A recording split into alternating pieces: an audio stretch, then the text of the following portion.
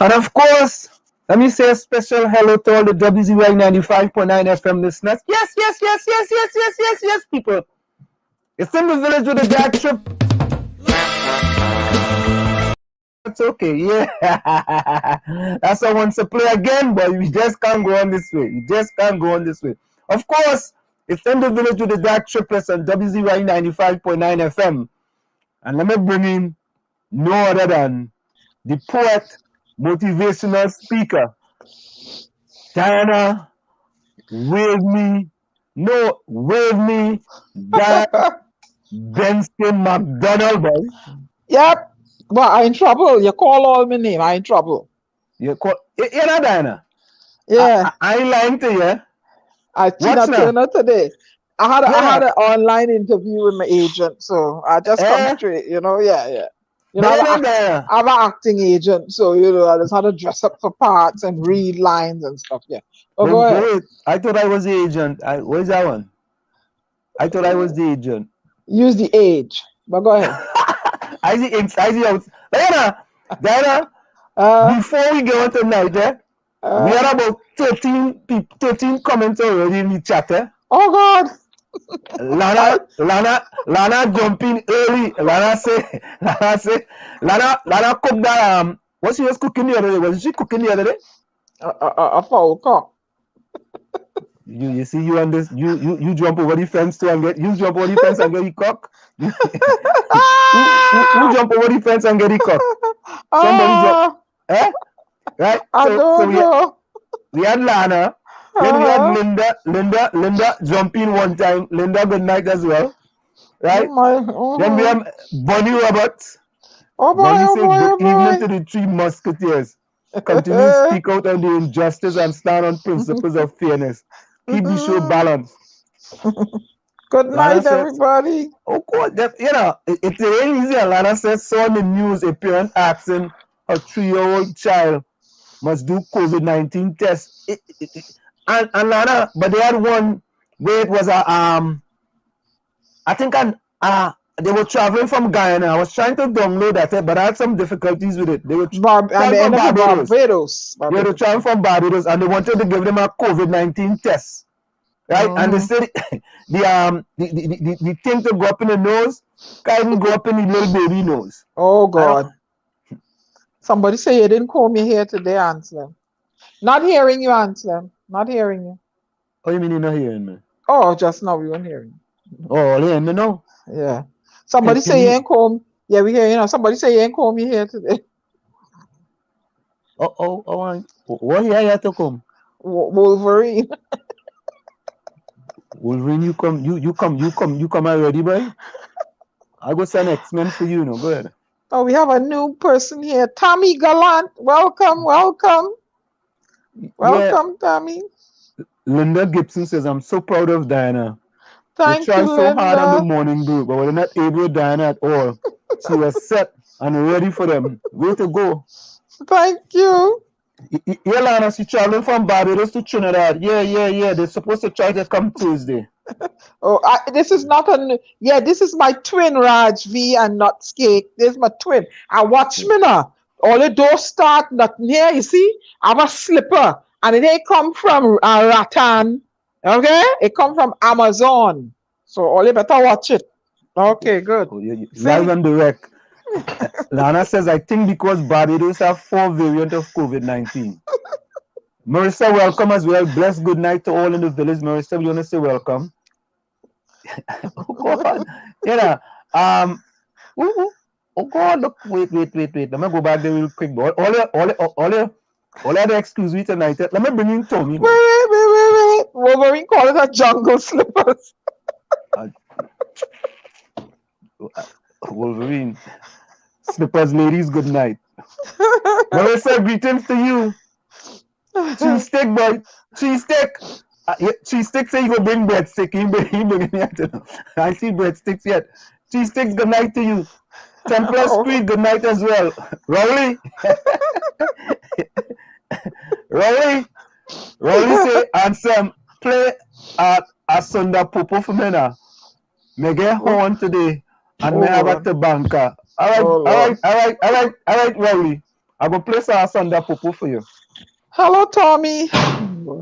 Wolverine, why didn't call my hair today? Wolverine, what is a am I going on a solo shot? Am I going on a solo shot there for this fella? Yeah. Wolverine, watch. You see? Look, is our headphones, Wolverine. Look, you see? What are you talking about in comb here? Look.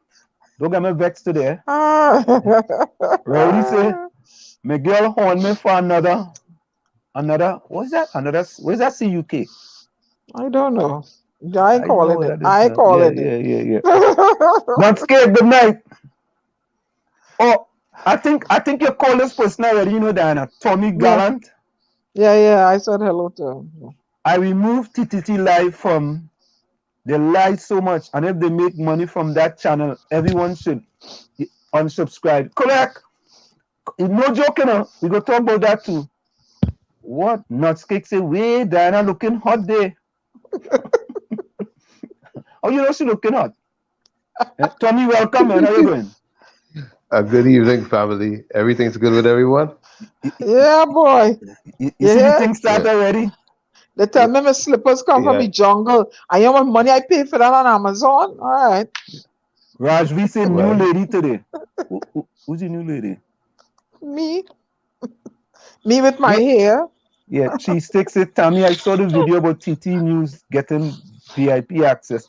Let me see if I had that one. I will see that one. Yeah, boy. Look, my dog. Good night, Anselm, Diana, 𝗃𝗃𝗀𝗃𝗃, Cheese Stick, Wolverine. Hope you guys are doing fine. Yeah. Wolverine say good night, slippers lady. Hey, that's them. I like the interview with Aisha. That was quite good. No, listen there, Tommy, and all those in the chat. All you know that was called no Wall Street, right? Cheese Stick say Lana, 𝗧𝘂𝗃𝗃𝗍𝗃 say good night, Anselm, Diana, love you guys. Oh, Wolverine say, the man say,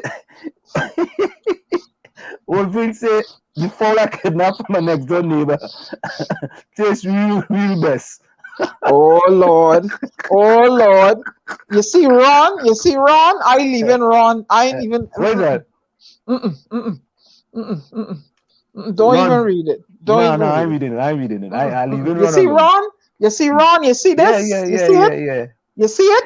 You see it? Okay. You got it to me that in the ear, you know. I feel you got it to me that too. Yep. Yes, indeed. And Diana, you were splendid. Diana was splendid for us on the morning brew. Now we licking them up, man. We licking up left, right, and center. They can't deal with me. And listen to this, eh? So my partner, Dominic Romain, right? You know he's part of the Go Along Get Along P&M gang, right? Correct. So, boy, my partner vexed, and he come back with a venom this morning, boy, a venom. That fella Wall Street, I had to take him out, boy.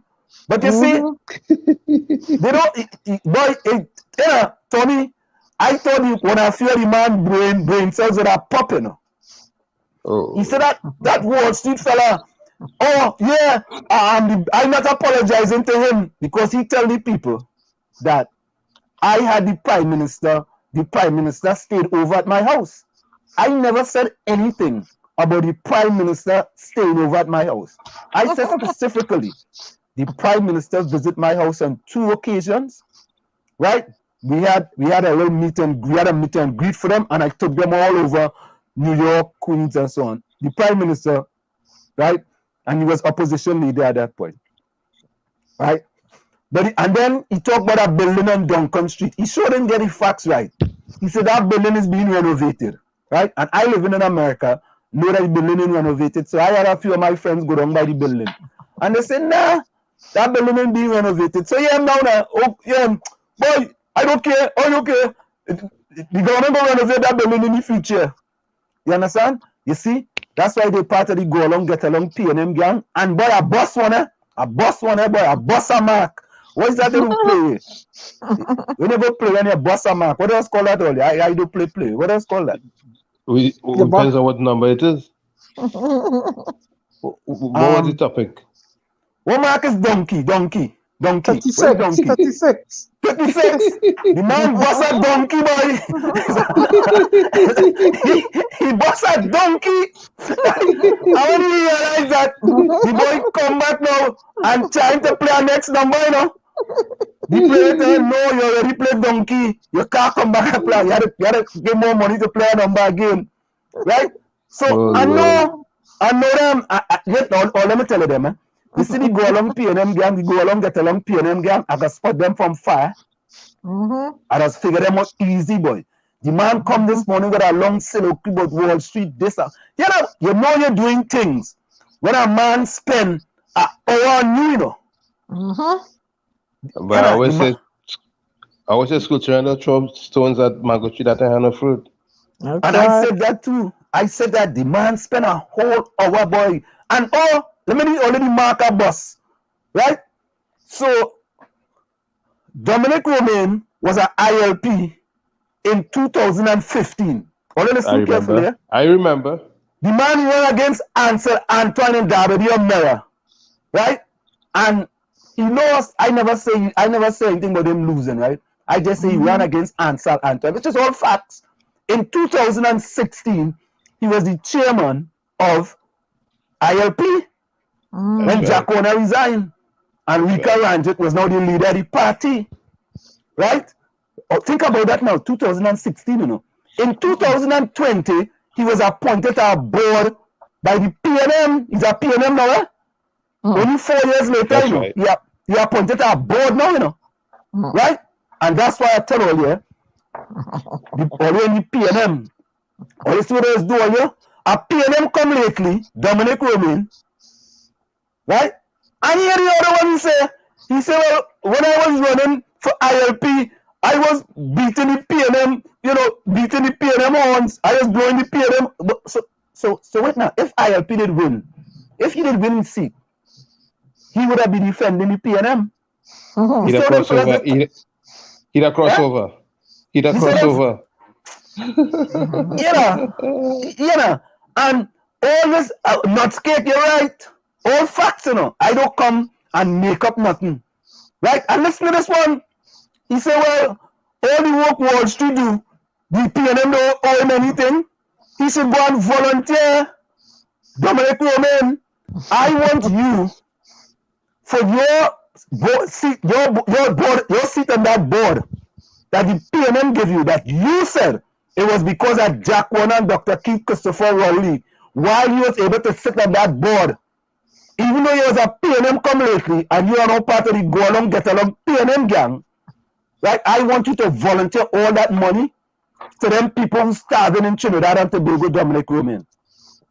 You telling me for all the work I put in the vineyards when they were in opposition, this little black boy now should come and he should donate, and here now he come with a John F. Kennedy quote. Oh, Wall Street, you must always be quoting this and quoting this. John F. Kennedy says, right, it's not what your country can do for you, it's what you can do for your country. Well, Dominic Roman, you do something for your country now? What is he doing? I volunteer your salary from that board now. Volunteer it now, Dominic Roman. I want you, Dominic Roman, to volunteer your salary for the board. You telling me all the work I do, and let me say this, and I saying but there was other people who was part of the thing. They was part of it too. But it's a discussion I'm having, right? And I want people like Dominic Roman and them PNM come lately. Chairman of the Go Along Get Along PNM gang, he's the chairman, but he take that willingly, boy. He gone clear, Dominic Roman, right? Because they have people like Julia Davy, Shoma Wilson, and Pastor Google, who've been toiling in the vineyards for years to the PNM. Years. And Dominic Roman just come a PNM lately, and he get to be on a board, and Pastor Google, Shoma Wilson, and Julia Davy can get to be a no board. What makes Dominic Roman so special, and Julia Davy, Shoma Wilson, and Pastor Google unspecial? I don't understand something, and I'll go close with this one. You see, them fellas don't have no belief in economic development, economic empowerment, economic inclusion, and access to capital for black people and black businesses. Them only have access to for themselves. Once they get the thing, they don't care about nobody else. Dominic Roman, I want to know, Dominic Roman, why, I'm going to ask this question for the last time, Dominic Roman. How come you as a PNM come lately, right? You just joined 91.9 this year, right? You as a PNM come lately, the former chairman, by the way, are you still in the ILP? Are you still chairman of the ILP, Dominic Roman? These are questions you have to answer, right? Dominic Roman, are you saying that because you are PNM come lately and chairman of the Go Along Get Along PNM gang, Julia Davy, Shoma Wilson, and Google, Pastor Google, they deserve to be a no board, and they've been toiling in the vineyards? And this last one, so when black people work as hard for the PNM and toil in the vineyard, and when the PNM get in power, they should go and sit in the corner like little Jack Horner, right? That's what they need to do. Dominic Roman, you should go and sit in the corner like little Jack Horner. And you see, people like Dominic Roman and it's like govers, you know. They gover, you know. They're green on the outside, but they're red on the inside. I could have said watermelon, but the good thing that is disrespectful. It could be a watermelon or a guava. Or they know they're green on the outside and red on the inside. Right? But that is it for Dominic Roman. A PNM come lately and a chairman of the Go Along Get Along PNM gang. And all you feel, because all you get, people who've been in the vineyards, not supposed to get. And the last one, a yellow body whisper this in my ears, I'll probably read a yellow body say, boy, Wall Street, I have Pastor Google apply for a house 15 years now, you know. 15 years now, Wall Street, and that man toiling in the vineyard for the PNM and no frame, boy. None. The man can't even get a house, and the PNM in power for 6 years now. Maybe he'll get it now. You think they so? will hear you. They're gonna hear what your utterances and give him so they can silence you. Yeah. So Dominic Roman, this is just part of the soliloquy you had, right? And you failed to apologize. You tell the people the Prime Minister stayed at my house. The Prime Minister never stayed at my house. You lied to the people and tell them about the building on Duncan Street being renovated. The building is not being renovated. You understand? But when you're part of the go along, get along PNM gang, you have to try to implement the 4 Ds, right? You have to try to demonize people, discredit them, dismiss them, or destroy them. But I tell all you, this little black boy was born in 𝗪𝗂𝗲𝗃𝗏, building 1 apartment, 2-1, and my back blood.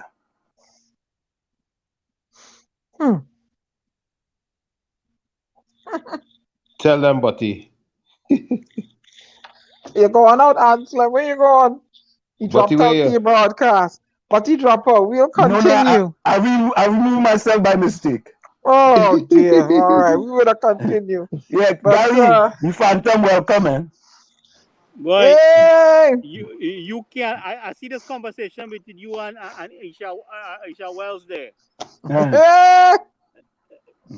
I don't know. Listen to me. You get this thing is so deep in the PNM, and that you can't change that. Can't change that. Can't change it. It's gone too far. The roots are so embedded. You know, it will take. I mean, they will mama guy you for a little bit, and then they try to buy you off. You know, that's how the politics work. You know, it's an ongoing thing. It's over 60 years now. This thing going on, and you think you see some of the level of wickedness being done to people in the country. A lot of people can't even talk about it. Nope, they can't even talk about it. The press has been stifled now. A little bit more abuse. Listen, that's a good one. Openly. Vonnie Roberts says, Ansem from I Shall Interview With You. Her main concern was to make sure you stop the talk about the PNM and the concern of the PNM party group in New York. And that is it. But Aisha is my friend. But I understand Aisha. Aisha is my real good friend. She more concerned about the PNM and what happened to the people in the country and what was done to stranded citizens. We tried to give her an idea. I think she became a little aware of it and still talking about use a PNM and use a PNM. Be a Trinidadian for once. Be a Trinidadian. Stand up for your people.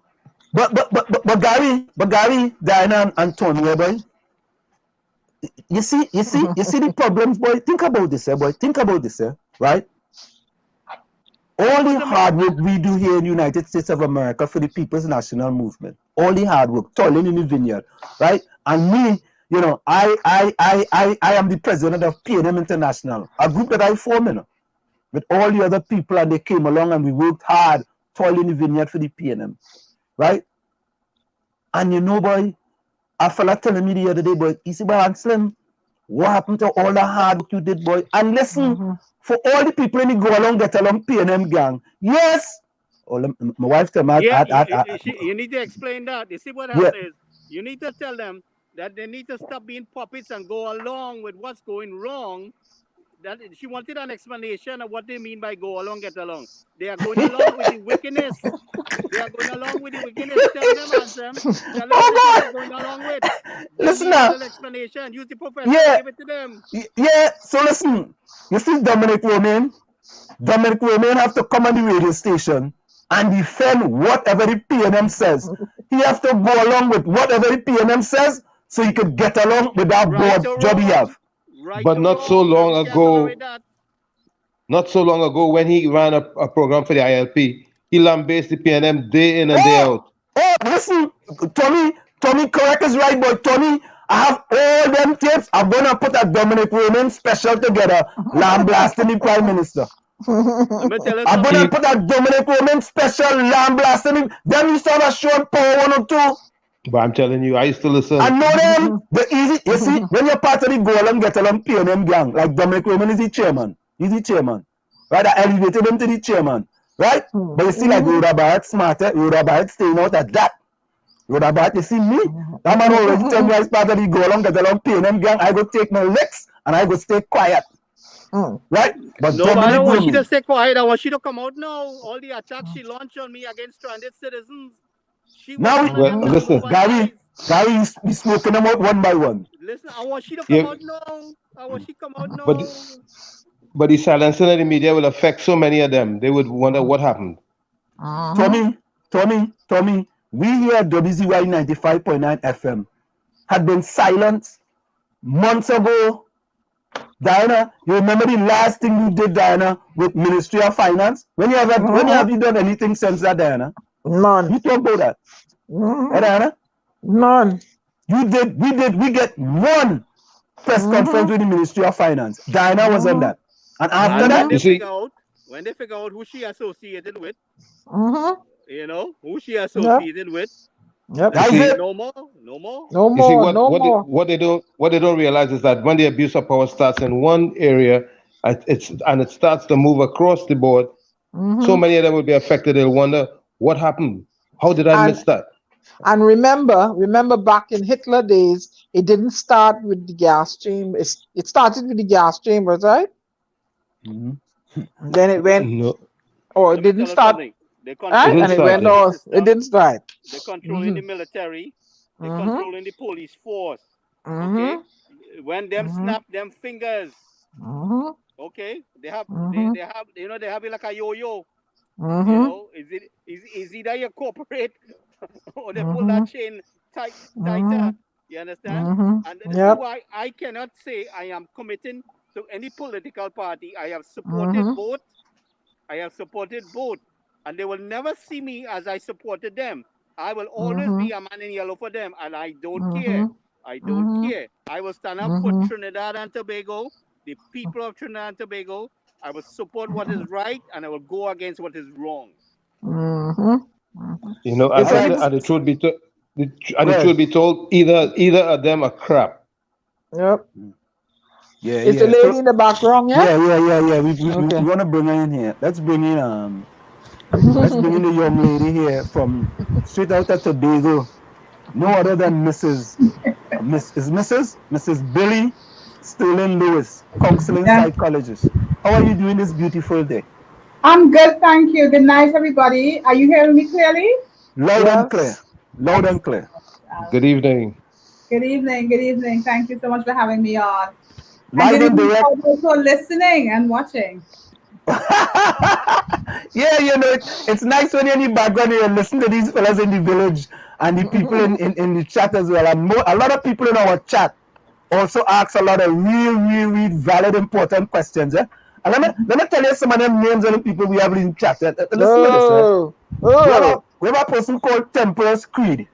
And I don't know, he must be a pastor. We have a fellow named 𝗧𝘂𝗲𝗄𝐻𝗆. I don't tell him he should drop the cake and just leave the first word alone because he can't go like 𝗧𝘂𝗲𝗄𝐻𝗆. We have Lana good though. Go ahead, Diana. I'm Miss Billie, 𝗧𝘂𝗲𝗄𝐻𝗆, and this is Diana. Miss 𝗧𝘂𝗲𝗄𝐻𝗆 wants to have my babies. And we have Run the MC. Then we have Caris, and then we have a fella called Cheese Stick. We have a cousin called Breadstick. He haven't joined the chat as yet, but he'll be joining the chat soon. Let me see who we have quickly here. We have a fella named Wolverine. You ever see the X-Men and thing? He's part of the X-Men. Yeah. He call him Wolverine. We have Marissa Garcia. Right? Let me go back here real quick. We have another fella called 𝗲𝗏𝘆 Nutsman. He just go all across Trinidad selling nuts. He didn't get to Tobago yet because he started in 𝗲𝗏𝘆. So he had to and when he was trying to get to Tobago, the boats and them did shut down. So you have Mad Dog, you have Wolverine, Marissa, Caris, Haley Culture, Ulrich. Ulrich. I have something special for Ulrich tonight, but so anyway, Mrs. Billie Sterling-Lewis.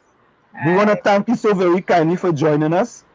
She's a counseling psychologist with over 14 years of experience in helping profession.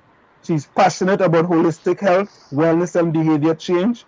She holds a master's degree in counseling psychology a postgraduate diploma in loss, grief, and trauma management, and numerous professional certificates in substance misuse, prevention and treatment, and change leadership. Billie is an enthusiastic, helpful, helper, educator, motivational speaker, author, and change leader.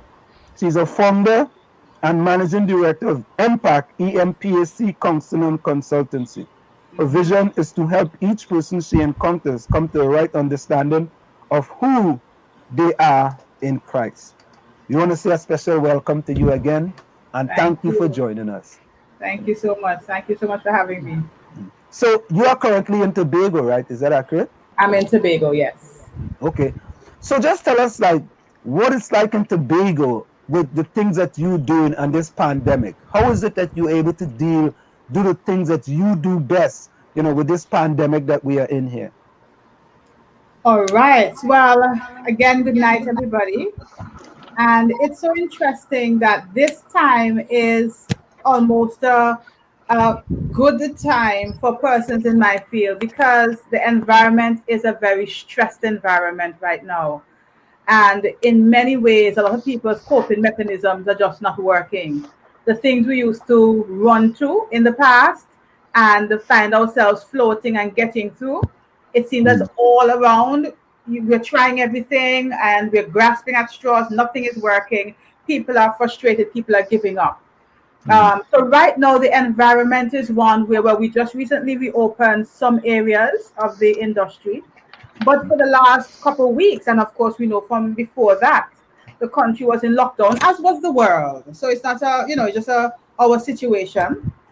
Down to the beaches. I have a lot of clients who cry about that all the time. They say, I can't even go to the beach. And we know the beach is one of our relaxation spots. And the fear is that they're going to be like a lime in. But for a lot of people, that's their relaxation spot. People have lost work. A lot of jobs have been lost, as can imagine, because businesses have closed down.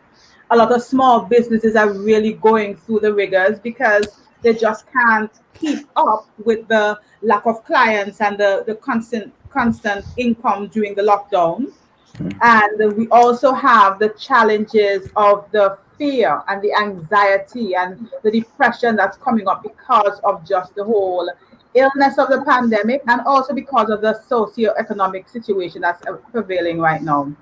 So in my time and my field here, what I am able to do is to reach out to those people using this platform, basically using the virtual platforms, being able to reach people, still have them do their psychotherapy, and get them through those periods of crisis, because that's another thing.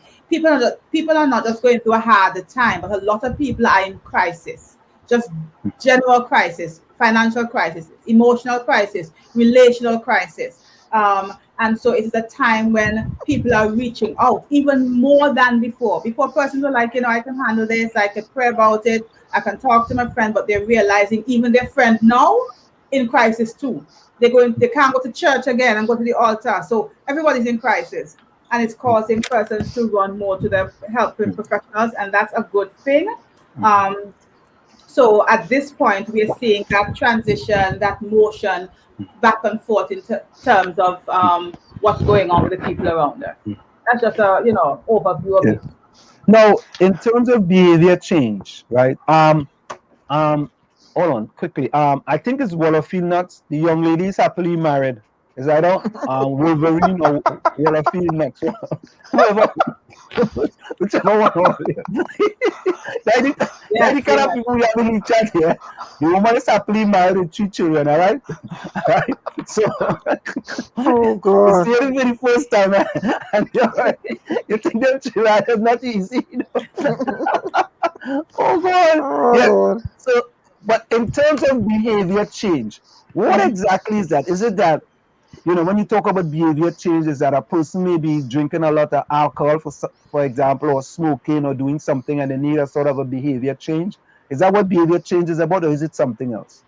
It incorporates that. So it is about that and other things. So whenever we find ourselves with behavior patterns that do not fuel our life in a positive way, they don't lead us into us achieving our goals, us living healthy lives, there comes a time when you may need to revisit and change that behavior.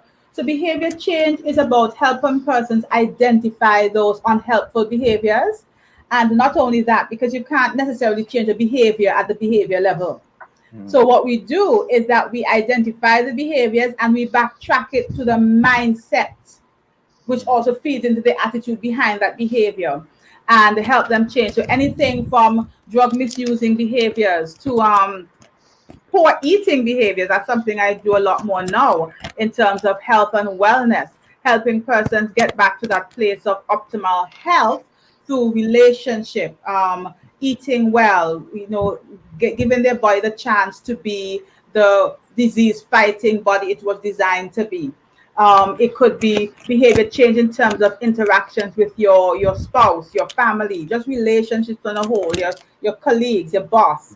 So whatever behavior is not helping you move to where you need to be or achieve your goals or keep you in good health and wellness, then that can be considered something for behavior change. Okay, there's a question from the chat. Yeah, there's a question from the chat. Children that have dropped out of school due to COVID-19, what help you think should be given to those children?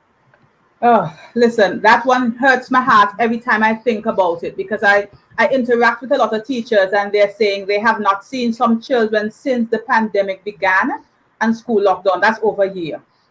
And so right now and this is just my personal and some of the professional opinion there's going to have to be a very robust person-to-person approach. Now, I don't know if we have the resources for that, because the fact that we couldn't get them by phone and we couldn't get them by internet means that we're not going to necessarily do that restorative work by phone or internet either. There's going to have to be that community movement to find these people wherever they are, find these families, find these children, and begin to reintegrate them into the mindset first of learning, because many of them may have, unfortunately, just, have to switch their mindset into survival mode. Children are in survival mode right now because their parents are in survival mode. Get them back to the mindset of learning and the value of education, and then begin to help them pick up where they are. And we have to be very realistic about that. I am not one who likes to use this term we use a lot in the region, not academically inclined, whatever that means. I believe we are all academically inclined. We just all have special and unique skills. And we may have to agree with you on that there. I strongly. Yeah. Sorry, Gary. Gary, go ahead. Go ahead. Yeah, I strongly agree with you on that, and that is something I see that needs to be addressed. We need to reach people at their level. Yeah. Okay, and pick them up instead of condemning them. That is the system all of us came through. Yep. And this is something I am very serious about changing, and this is the recipe for a lot of chaos in our society in Trinidad and Tobago. If a man is going to be a mechanic, let him be an educated mechanic. If he's going to be a farmer, let him be an educated farmer. If he's going to dig the drain, let him be educated in the laborer, where he understands to calculate the grade and the level and the measurements there. So this is what my belief is. And I strongly believe in meeting people at their level and picking them up. And we need to chastise this kind of colonial system, and where our people constructed this. Our people, this is something is way beyond colonialism. Where our people constructed this, and to eliminate the competition. Yeah. They don't understand what it is to work in unity and how much we can accomplish more. They want to eliminate the competition. Instead of binding together and building the strengths. So we have to change that concept.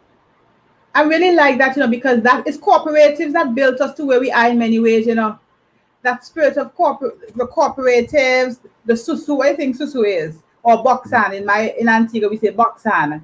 That is collective wealth where we look out for each other. They had this flower thing the other day that came from the US that became big down here, caused a lot of confusion. But we really have to, as you're saying, I like that, move away from that idea of some people cannot come up.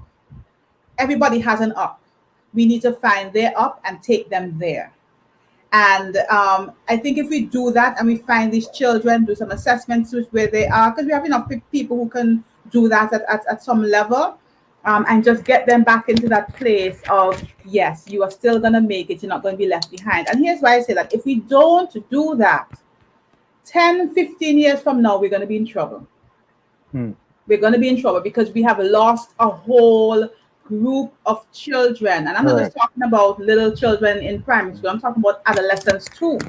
And they already were already at risk, adolescents. And you've added this trauma from the pandemic, the parental fallout because of economics, their inability to go to school. That transforms their brain, that transforms their hopes and dreams. And so if we don't do something now in a very strategic and robust manner, we're going to be reaping some really sour fruit in years to come. And I mean, I hope we'll be able to look back and see why, and now look forward and see what we should do, and not have to look back, you know, and say, I wish we had done it. And well, that's if you get the impression that your government hates you, right? And the government mistreats you, and you've seen the effects of that, what do you think is going to be building up there? Hostility, right? And it's not going to end in a nice way. So we have to diffuse that situation and change that. Another question from Marcia Garcia. What are your views on vaccine on the table to be used on kids to reopening in September? I didn't hear about the vaccine for children. I know they said the teachers. My view on the vaccine is that everybody's view is their own. I am not an I will say that plainly, I'm not an anti-vaxxer by any means. All my children are vaccinated, as you know, is the system. But we have to, with the children, I'm a little bit more cautious because the vaccines are still not in full clearance stages. And so our children are still developing. Remember, the brain of a child develops until about 25.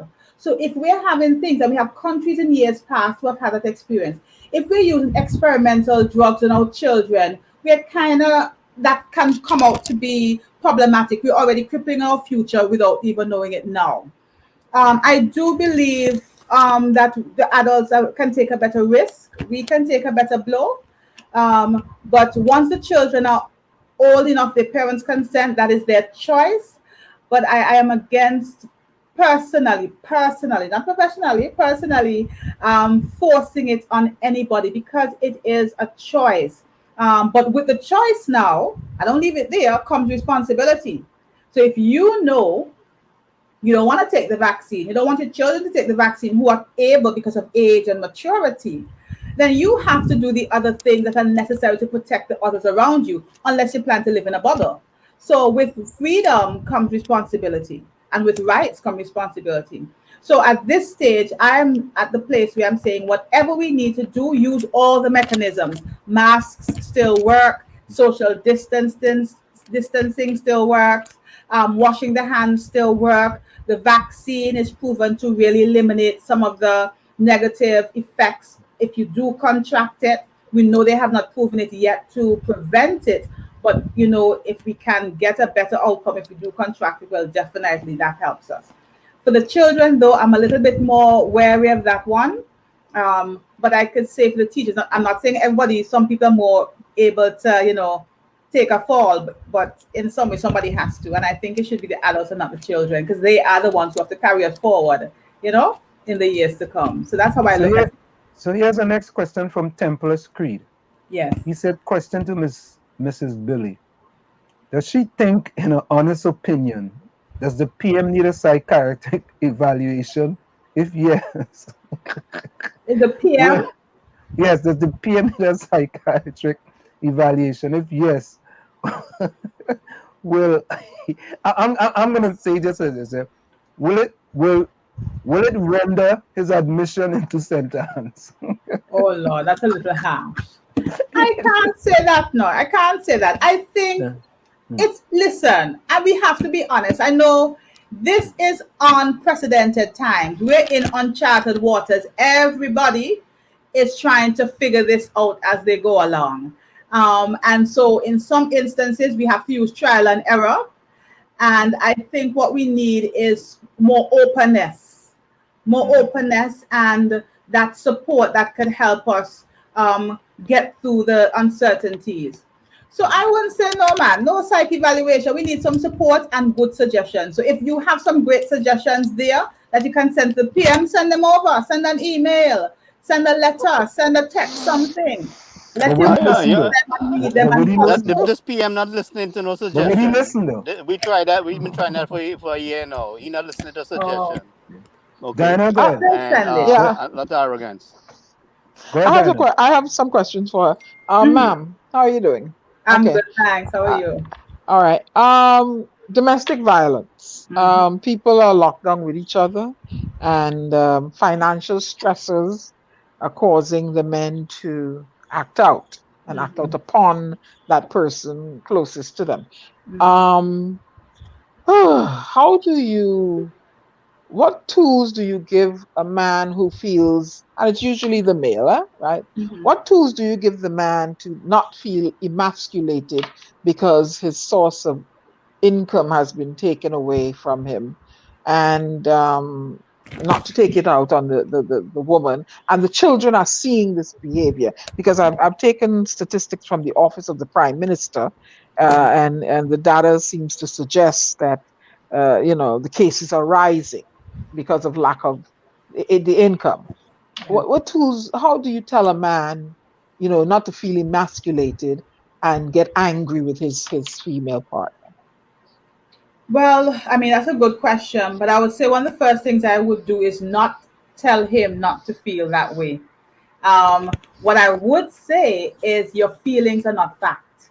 That's what I teach my clients, because feelings, when we tell people don't feel a particular way, we're invalidating the truth of their feelings. That's just how they feel.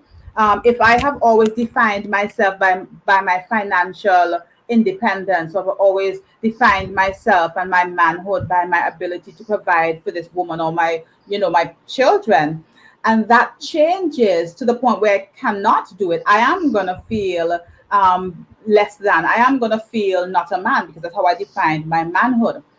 And so it is not about telling them not to feel that way, but it's about helping them to explore what is really behind that feeling. And one of the things that we often find out, which is why I love behavior change, is that so many times there are faulty assumptions behind our feelings. So I always say our feelings are messengers, Feelings are not fact. So when you decide to live your life on feelings, you're going to have a very shaky life.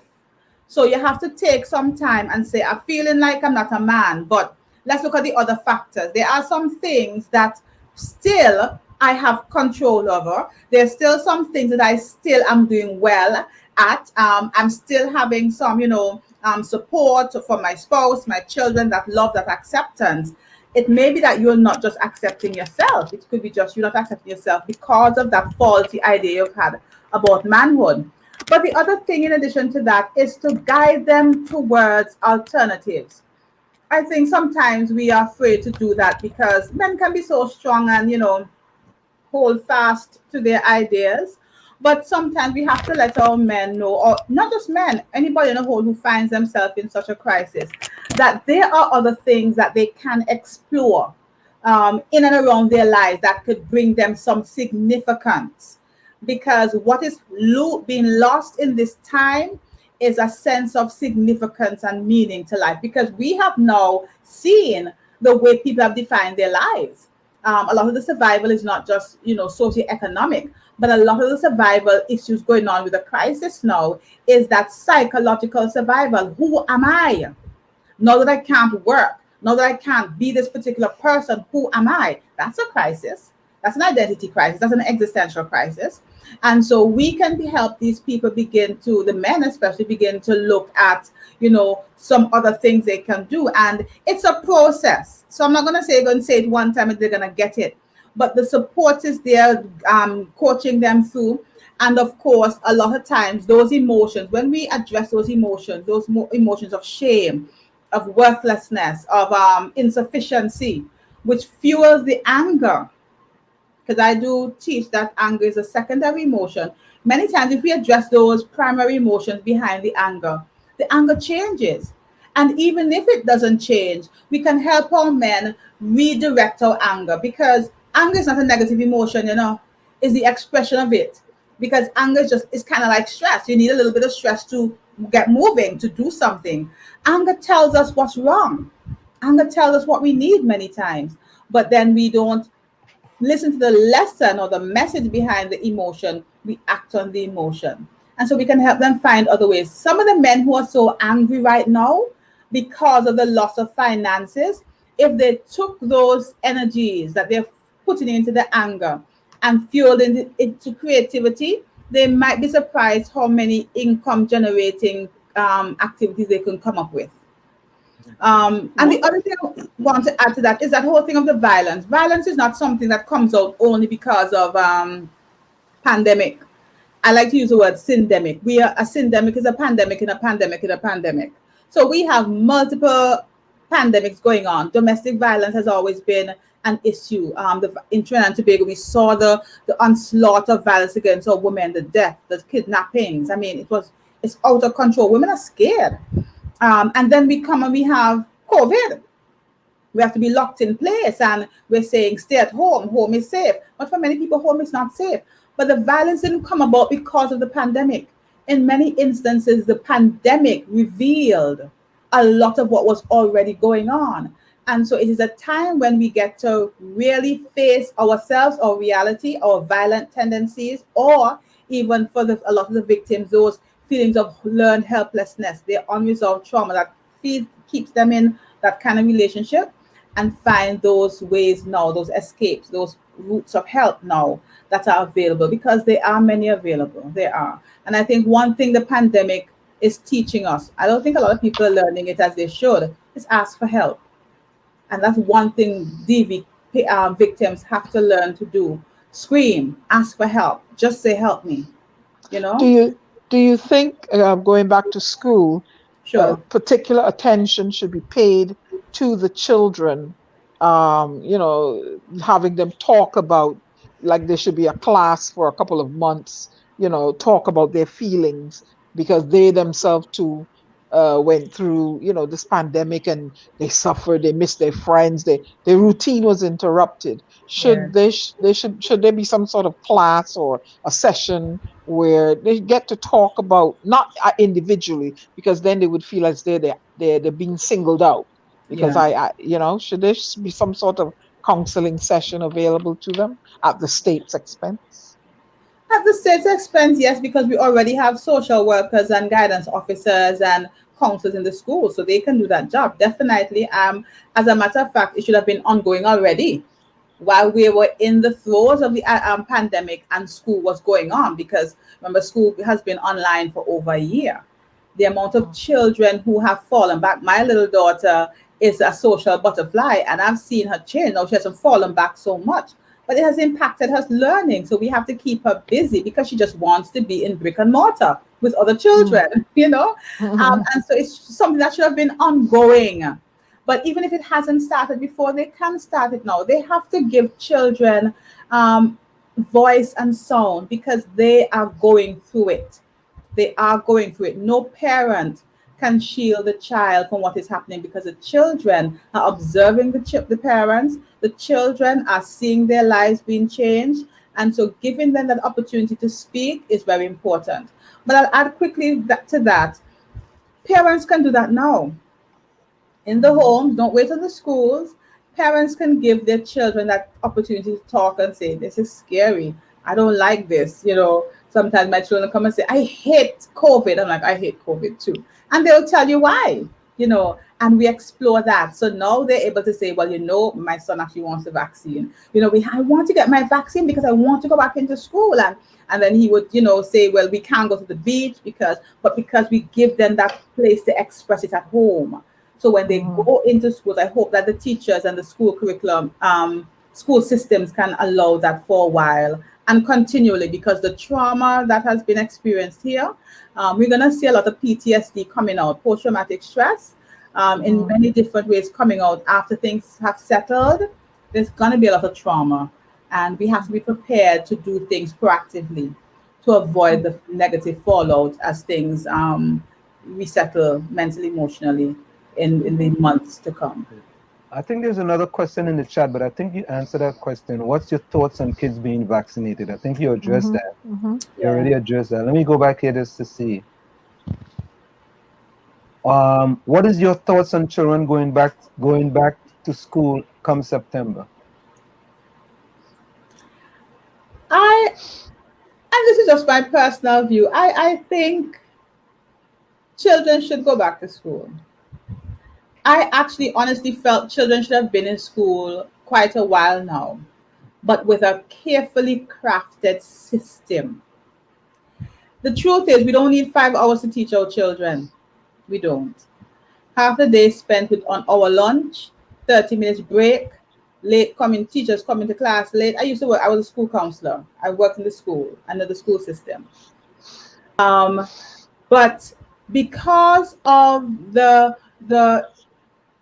support and the importance, the significance of face-to-face schooling for some children, even if they say we'll give you an option, I think there should be right now, and I think they're doing it, sitting down and crafting and drafting a real plan to go back into school. My other belief with that is we cannot test our systems when we are away. We can't test our systems if we're shut down. And so I'm not one who is about reckless opening, but we will not know. It's as if it's like those people who say, I'm going to wait until my life is perfect to take the big leap. Your life is never going to be perfect. COVID has changed our lives forever. And so there should be, like I'm just saying it again, that plan to get us back in, whether we do a shift system. There's a possibility to do 3 hours per group. You have an hour where, and that's jobs again. You have an hour where people come in and sanitize. Then you can have an evening shift, a different set of teachers. You could cut down some subjects. I mean, there are things to do it, ways to do it where people are not left so much out in the ocean with no help, no life raft at all. So I do think school should be open. I know they're saying it's still up in the air, but I mean, I'm praying that they at least make that effort. Okay, Anselm, we're approaching the top of the hour. So Mrs. Sterling-Lewis, you're going to go for a quick station identification at the top of the hour, and you're going to stick and stay, and we'll be right back with you. Of course, it's In the Village with the Dark Triplets, WZYE 95.9 FM.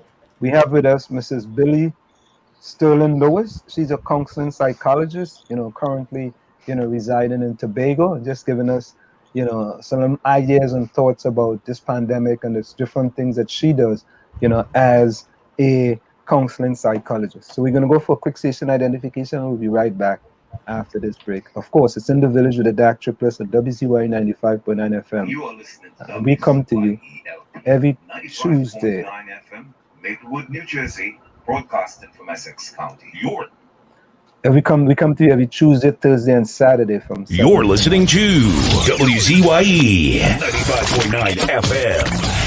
You are listening to WZYE 95.9 FM, the most influential name in Caribbean radio in the tri-state area.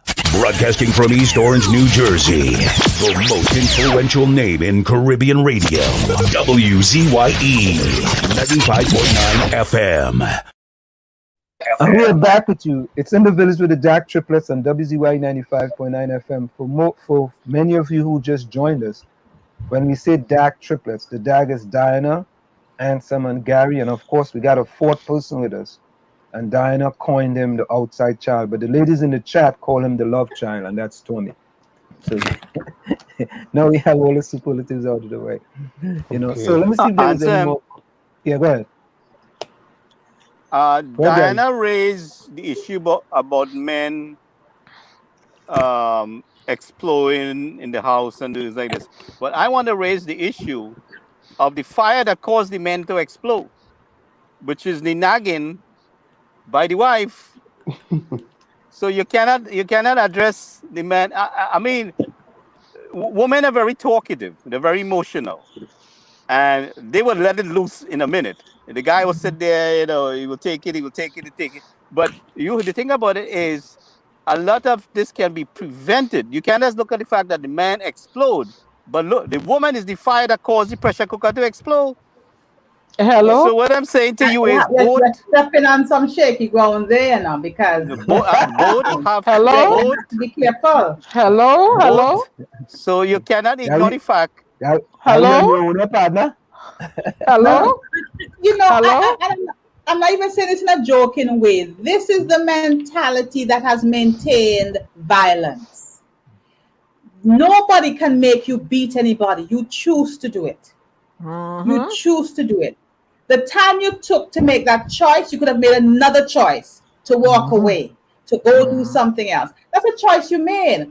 And so that is the kind of things that keep women trapped in the cycle. Because you know what? Unconsciously, you're saying to the woman, you are the reason for all of this issue here. And so that is part of the whole cycle of abuse. So be careful with that, because nobody can make you do anything. As I think it's Eleanor Roosevelt who said, nobody can make you feel inferior unless you give them permission. The permission to. Make you engage No. So what I'm saying to you is, some people, what I'm saying to you, you can push someone to that extent. Hello. Some people are not. Hello, Gary. Always can walk away. Let him finish.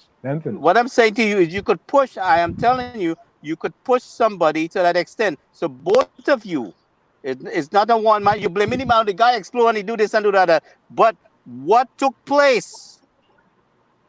Gary. What caused that combustion?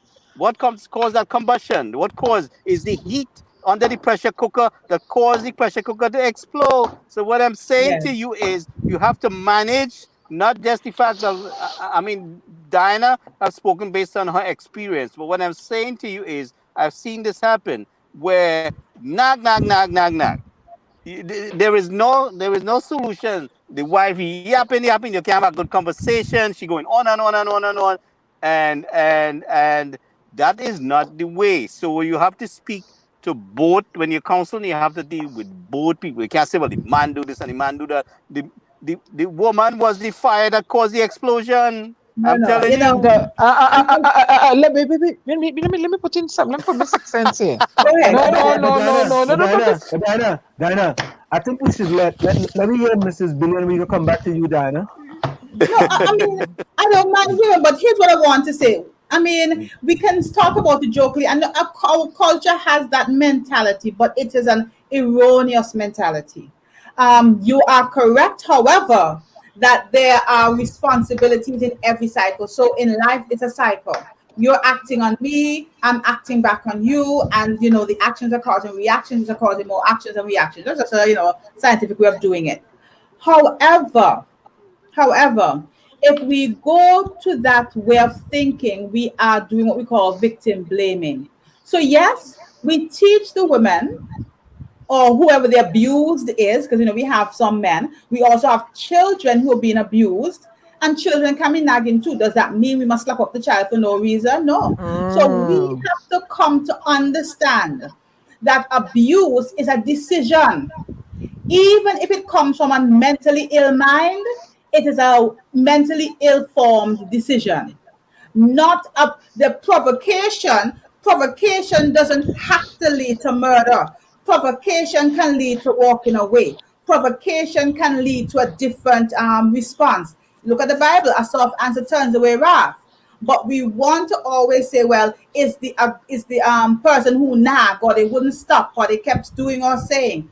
In every situation, we have a choice.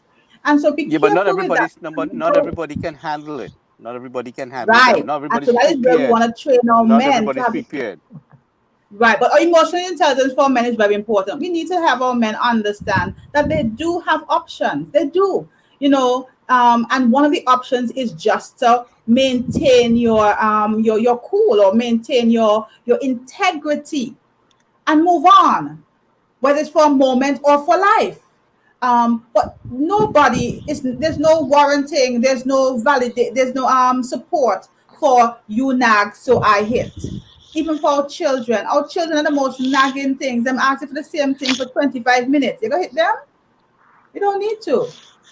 There's a way that it can be done, and we need to re-educate our men, re-educate our women as well, because like you're correctly saying, some women don't understand boundaries.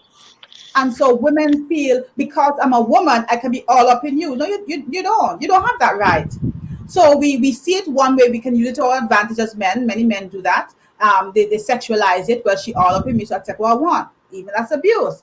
But women have to learn boundaries as well. When you recognize the cues, you recognize the signs, you recognize the flags, just step back. It's not about you. If it's a relationship, it's two of us.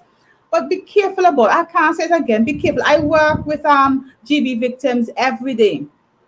Every day I work with clients who are dealing with GB violence, which is gender-based violence, which includes domestic violence and child abuse. And one of the hardest things to get our victims to understand and to recover from is that mentality that they are the reason why. They are the reason why they were beaten up. They are the reason why the money was withheld. They are the reason why their children were, mistreated and sexually abused. That's the mentality that feeds that sort of cycle and keeps the cycle going very efficiently. We have to break the cycle. It's going to start with a mental adjustment. As a male, I want to say this. At the end of the day, right, a person could have an action and you will have a reaction. You are in control of your reaction. That's it. Whatever reaction you want to have. And for me, in that situation, my reaction is to, you know what, boy? Let me walk away to live another day. That's Let it. me walk away from these situations. Or I will say to my kids, right? Your mother wants something and they come into me now and saying, well, Dad, I want so and so and so. I say, listen, please don't come and mess with my happiness. Please do not mess with my happiness. Go and ask your mother. Right? And so they listen to me, so Dad, why don't you make some decisions sometimes? I say, I am making a decision. I am telling you, go and ask your mother. Right? Because I think sometimes we think that if we rebel, I think no male should ever hit a female, ever. I mean, unless she don't shoot you or she don't chop you or she don't do you something that's really, really harsh. No male should hit a female. Yeah. I think that's unacceptable, me personally, right? Because you have to know that, you have to understand that there's certain things a woman going to do. A woman, to be honest with you, right? So I've been married 33 years. Nagging is part of the deal. That's part of your marriage license. Can we change the narrative though and not call it nagging? Can we call persistent communication? Okay, that's fine. Is so negative. Yeah, no, that's fine. That's fine. Persistent communication. I like that. Persistent communication. The reason why she nags is because she's been ignored.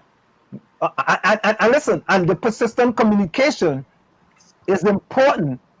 And has to make sure that, and you have to talk to yourself often. You have to tell yourself, listen, at some point in time, I'm going to have what do you call it? Persistent communication. Right? And when this persistent communication comes, this is how I'm going to deal with that persistent communication. Yeah. Right? And if you, but that's hard, eh? That's not easy. It's hard. It's a skill. It's hard. It's a skill. But you have to really implement that within your own self and tell you that. You know why I say that? Because I run, right, in track and field. And when you run a race, at some point in time, pain is going to come. Yeah. So I tell myself, I say, you know what? I know that I want that pain to come as close to the finishing line as possible. But when that pain comes, I've already internalized how I'm going to deal with that pain when it comes. That's it. So I've already made in my mind, pain come, I'm going to deal with you. So as a male, you have to actually think that, boy, persistent communication is going to be coming at some point in time. And how do I deal with it? Well, do you think anybody told us that when you jump into a relationship? Anybody told you that they're going to deal with mood swings, like the weather change? The 1 minute is shining and storm and a thunderstorm come in. Can I have to say something? Go on. Can I interject here? Yeah. All right. I grew up in a household where I see the woman in my house. Gary, I'm talking. Give me a chance. Hold on, Gary. Hold on. Go ahead. Good. I grew up in a household where I see the woman in my household, the woman that abused me, get beat daily by the man she married. And I made a conscious decision, and she was your name too, eh? Mrs. Lewis. And I made a conscious decision in my life. You see that? No, sorry. And I have never met a man that take God out of his thoughts and say, you put your hands on me, yeah? But you see, all of it, all your nagging nonsense, when all you first meet we, all you like to nag we for we phone number, nag we to go out with we, nag we to go on a date, nag we to hang with we. But when all you get involved with us, and then we want things done in the house, and all you ignoring we, and we, hey, well, you know, this need to be done. The child need, well, I don't have no turn. And we child need this and this need to be done. All you call it nagging because we're trying to make all you better human beings. You all call it nagging. Why is that? Finances ain't going right. Hey, Anselm, yeah, well, you're spending too much money. We need to leave this money here to do such and such. Why is it whenever a woman is trying to make the relationship better, you all tend to call it nagging? When you all want to cheat with all your outside side piece, and we pick up, because we got something called sixth sense, eh? Because let me tell you, God give us that intuition. Because when we have children, when you have children, and the child missing and is not in your immediate vicinity, why that child so quiet? The psychologist will tell you, you peep and see what the child doing in some mischief. We born with our radar. We know when all they have a side piece. Yeah. And we just nag. We know when you're gone, you get a phone call, all you go on one side to answer the phone call. We go nag because we know it's a side piece all they're talking to. Yeah. And then all they want to call it nagging. Diana, it's the approach. How you mean the approach? It's the approach in solving issues. It's the approach. Well, let me tell all the issues, but it's let me tell all you something. You see me? Service. You see me? I just come to you straight. Hey, who's that woman you're talking to? I just come to you straight. You don't want you want me, she, and her. You and her got to go and leave me alone. Straight. That's it. Diana, are you saying that? Are you saying that if your husband is speaking to an individual that your husband has something going on with that individual? If the phone call is too regular and he has to go one side and he has to wizzy. If he can't sit down in front of me and talk to the individual, yeah, after the 5th, 6th phone call, I want to know why you had to step one side and talk to she. Hell yeah. So Diana, so what you left for my wife to say with all these women I've been dealing with for the past year and 6 months? You know, that's a different scenario. And crying out 3 o'clock in the morning. How this That's a good point. That's a very good point. That's a good point. Your wife, I lie next to my wife in the bed and I get a text. And I phone you didn't move and when I busy, right? Okay then. But that's all I'm saying. That don't mean nothing. You can be lying right next to your wife and the phone in the ears and you don't have boy to wizzy. Let me tell you, guys, Anselm, men are creatures of habit. All it is mess up sometime. All they are creatures of habit. You always mess up. You always change your routine, and that is when Diana is speaking with prejudice against men. No, all it is creature of habit. All it is mess up. Your routine. You always change. And I'm like, wait, why he doing? Anyway, I think there's education. There is education that is needed in the initial stages. That is why the church have counseling and these things and all various things and classes before marriage and all this kind of stuff. But what I'm saying to you is you cannot just look at the man and say, man this and man. No, I know some guys has a big ego. Them believe in some cultures. Them believe them is their right to smack around the wife. Because that is the culture. But like I said, for me, I have 2 daughters, and the man who tried that, police better catch him before I do. And I ain't afraid to say it. I ain't afraid to say it. All right. See, that is where we have to rewrite the culture. We use culture as an excuse for too many things, which are just poor behaviors. And we can change that. We can change that. And we like to, a lot of men, I hear them say, well, because of slavery. We find excuses for everything we don't want to address. But listen to me. Up to now, we have to force the TTPS in Trinidad and Tobago to act on certain issues. We had to call them out. We had to put them on the spot. Right. To address some women in distress. Because they're not trained. A lot of them are not trained. So it is something that is still in the works. Where they are still. It's only then they go and put up some PR. Thank God for the new commissioner. He has done a lot of work within the last couple of years. But the TTPS has been culturally set in its ways that if a woman cry out there and the husband, man, them gonna make up, let them go back, and if we get involved, then she gonna make up with the man, we look like fool, But the thing about it is, you have to respond effectively when the call comes. This is what we want. When the call comes, you go now, and we will settle the rest after. Go now, stop the situation in its place. If I ever had to call the police, he would be flat TKO on the floor. Take him out and carry him wherever you gotta carry him. So let me quickly go to some of the things in the chat. The chat going fast and furious. It says, why is it okay for a woman to hit and it's wrong for a man to defend himself? It's not okay for a woman to hit. No, it's not. No, but if you hit her first, she right to hit him back.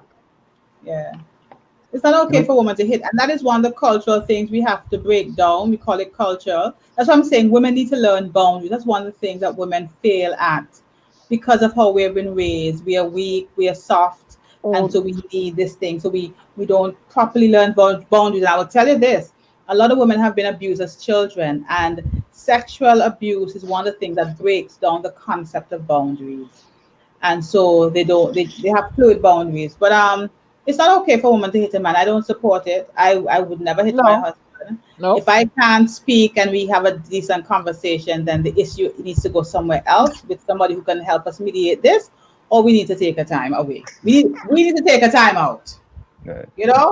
Because we have to begin to use the power that we have, not the power in terms of physical force, but the power we have in terms of self-control and identity and worth. Those are the things we're not using. So it's never okay for a woman to hit a man. It's not. It's not. But she's right to defend herself.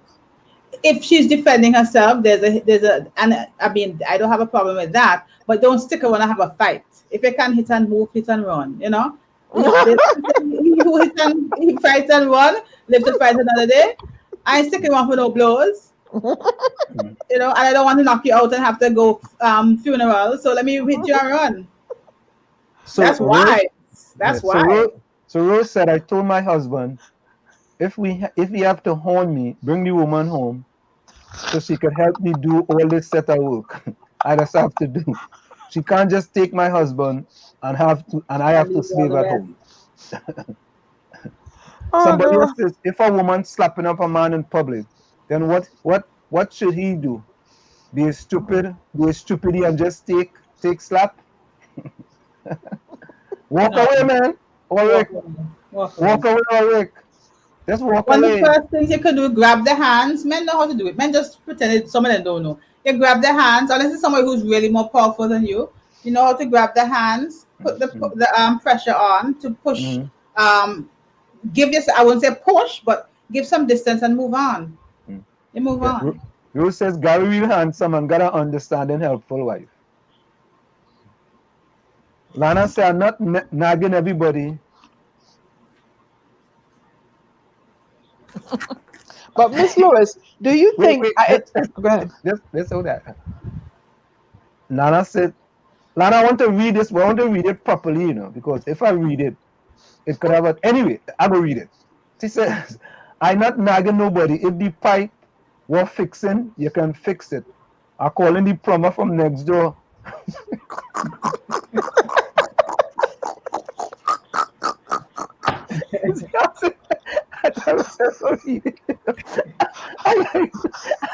Oh no!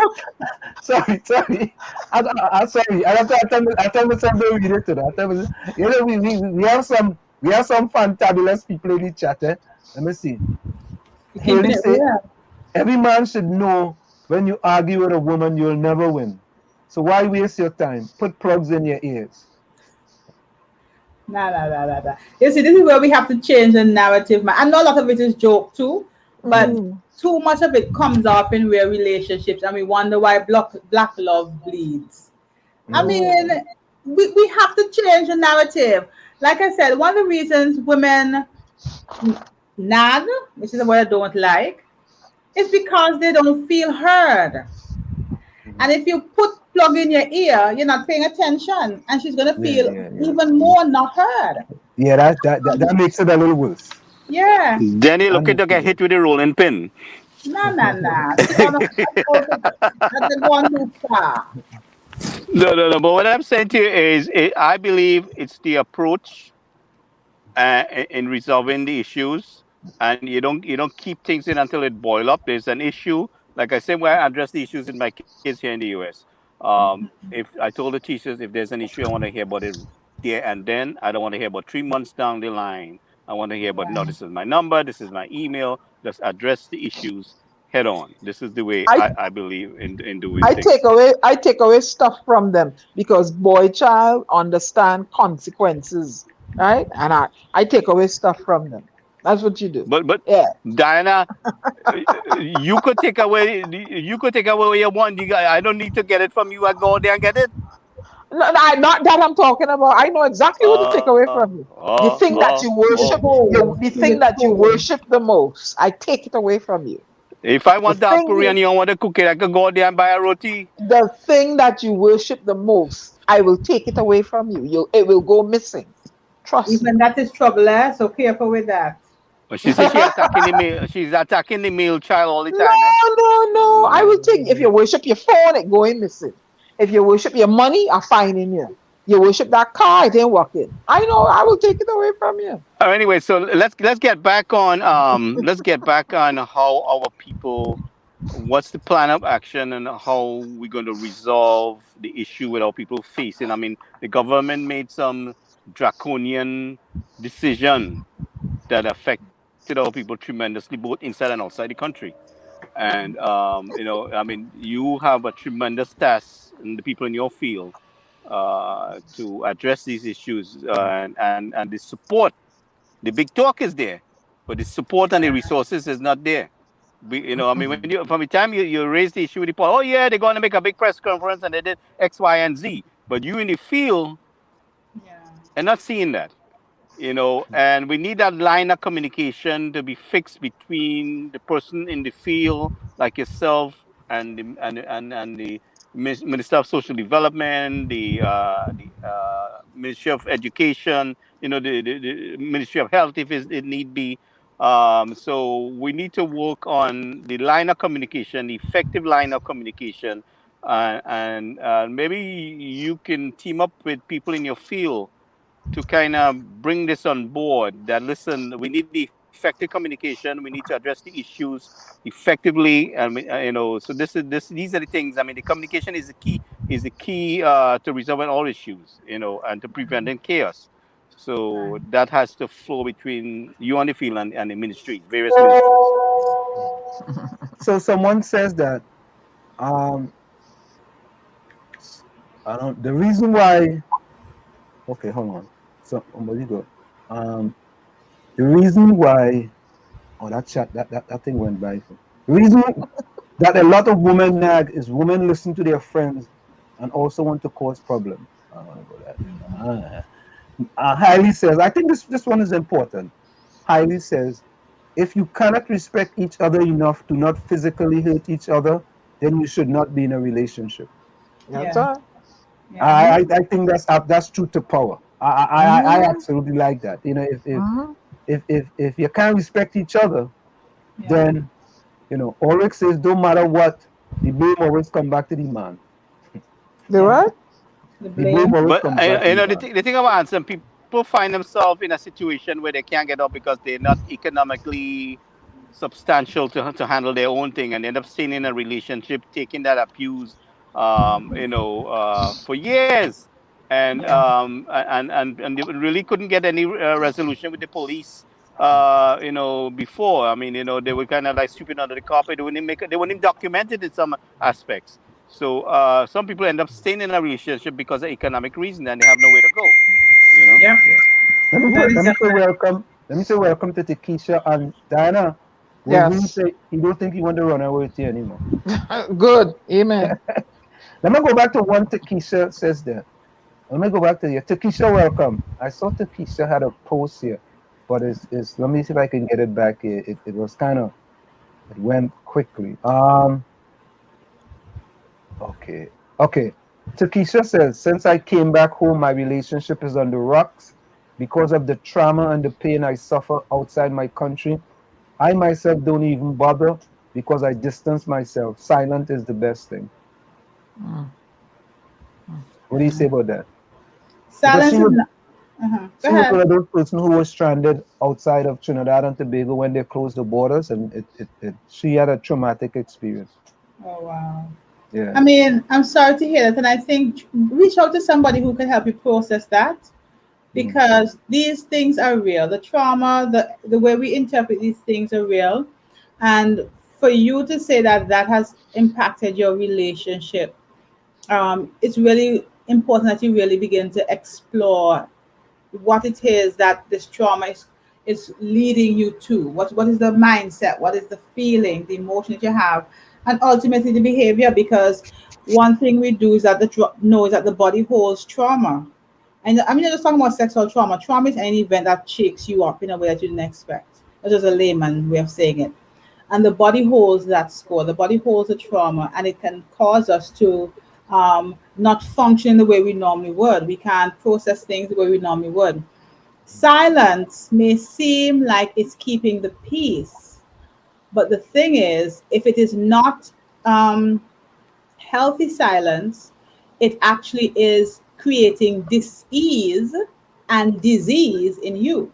So you may keep the silence, the peace, keep silent for peace sake, or just to not have to deal with this thing with the external persons or the external situation.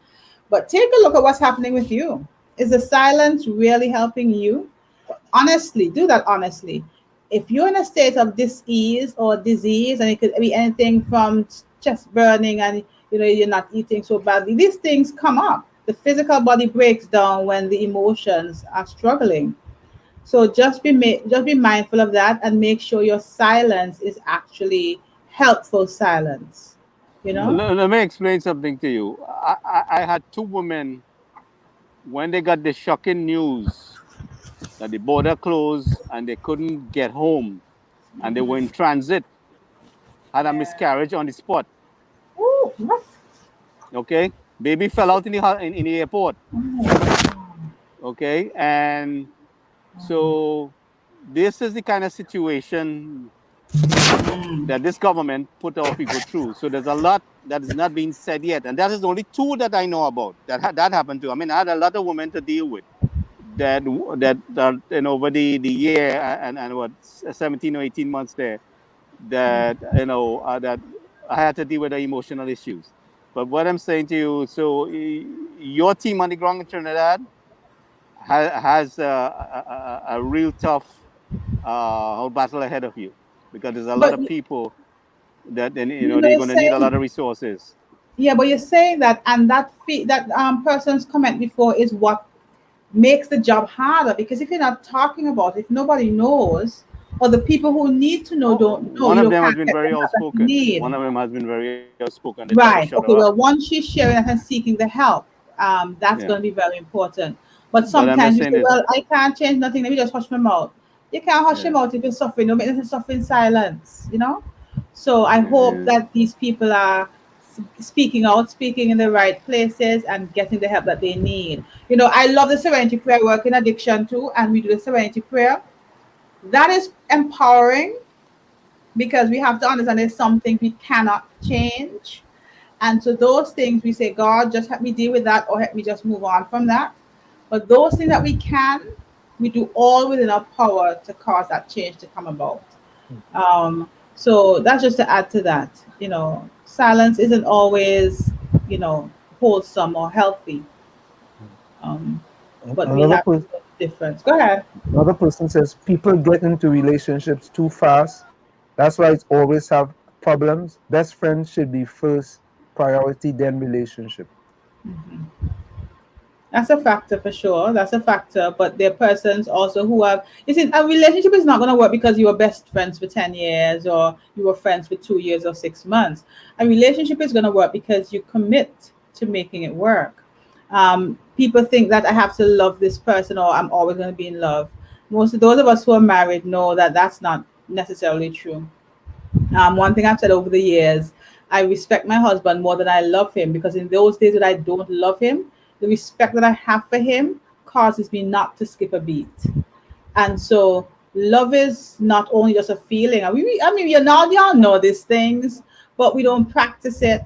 It goes further than that, and it has to be very conscious, action-based or love, so that we could go past that. So I know people who have met 6 months and married 37 years, and I know people who date for 20 years and marry and match up in 1 year. That's not the measuring stick of it. It's what you go in, what the mindset is, and that's why it's important that you continue to work on that mind as you work on your marriage. Because there's nothing wrong with marriage, and there's nothing called a bad marriage. There's broken people, and broken people cause a marriage to be broken. Someone says, my coworker tells me that all problem in life leads back to sex. Is that true? It's according to who you listen to. I'm a little bit Freudian, so I believe in some of those things. Sex in terms of what? If we're talking about, the actual sex, but I leave everything back to relationship, and the ultimate relationship is the relationship with self and the relationship with God. And if we can have a good relationship with self, we can have much better relationships with others and even things, even hopes and dreams. So sex does play a role, and sex misuse will always bring calamity. That's just the reality. Because sex is a tool. Sex is a wonderful tool. But misuse is going to do damage. But I think most of it comes down to relationship. And the first relationship is the one in the mirror. Nobody can save you. It's you who have to do the work. God who has to do the work on you. And then you could connect with people around you. But so many times we don't want to face us, but we want people to save us. So in relationships, that's something that, and I say it a lot in couples that I work with too. So I always do a lot of individual work with couples, because the issue in the marriage comes from how these two people are coming together in disordered ways. And another person just add money to that. So, money is a trouble. Money will always, lack thereof, having too much, not knowing where it is, because money is, the Bible says it clear, you need money. You can't live without money. Money answereth all things. But it was very clear to put it into perspective and to context. So the love of money is the root of all evil. In other words, if you build your life just on wealth, which is just financial wealth, you're going to have problem, because financial wealth is fickle. I love the, what's his name? I don't remember his name right now, but I like his work. He talks about wealth as being holistic.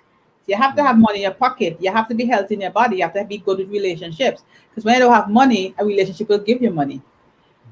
Run DMC say, I surprised Run DMC say something good for once, because Run, I think there's a good one, Run says, understanding and love is the key to a happy relationship. This can create peace of mind.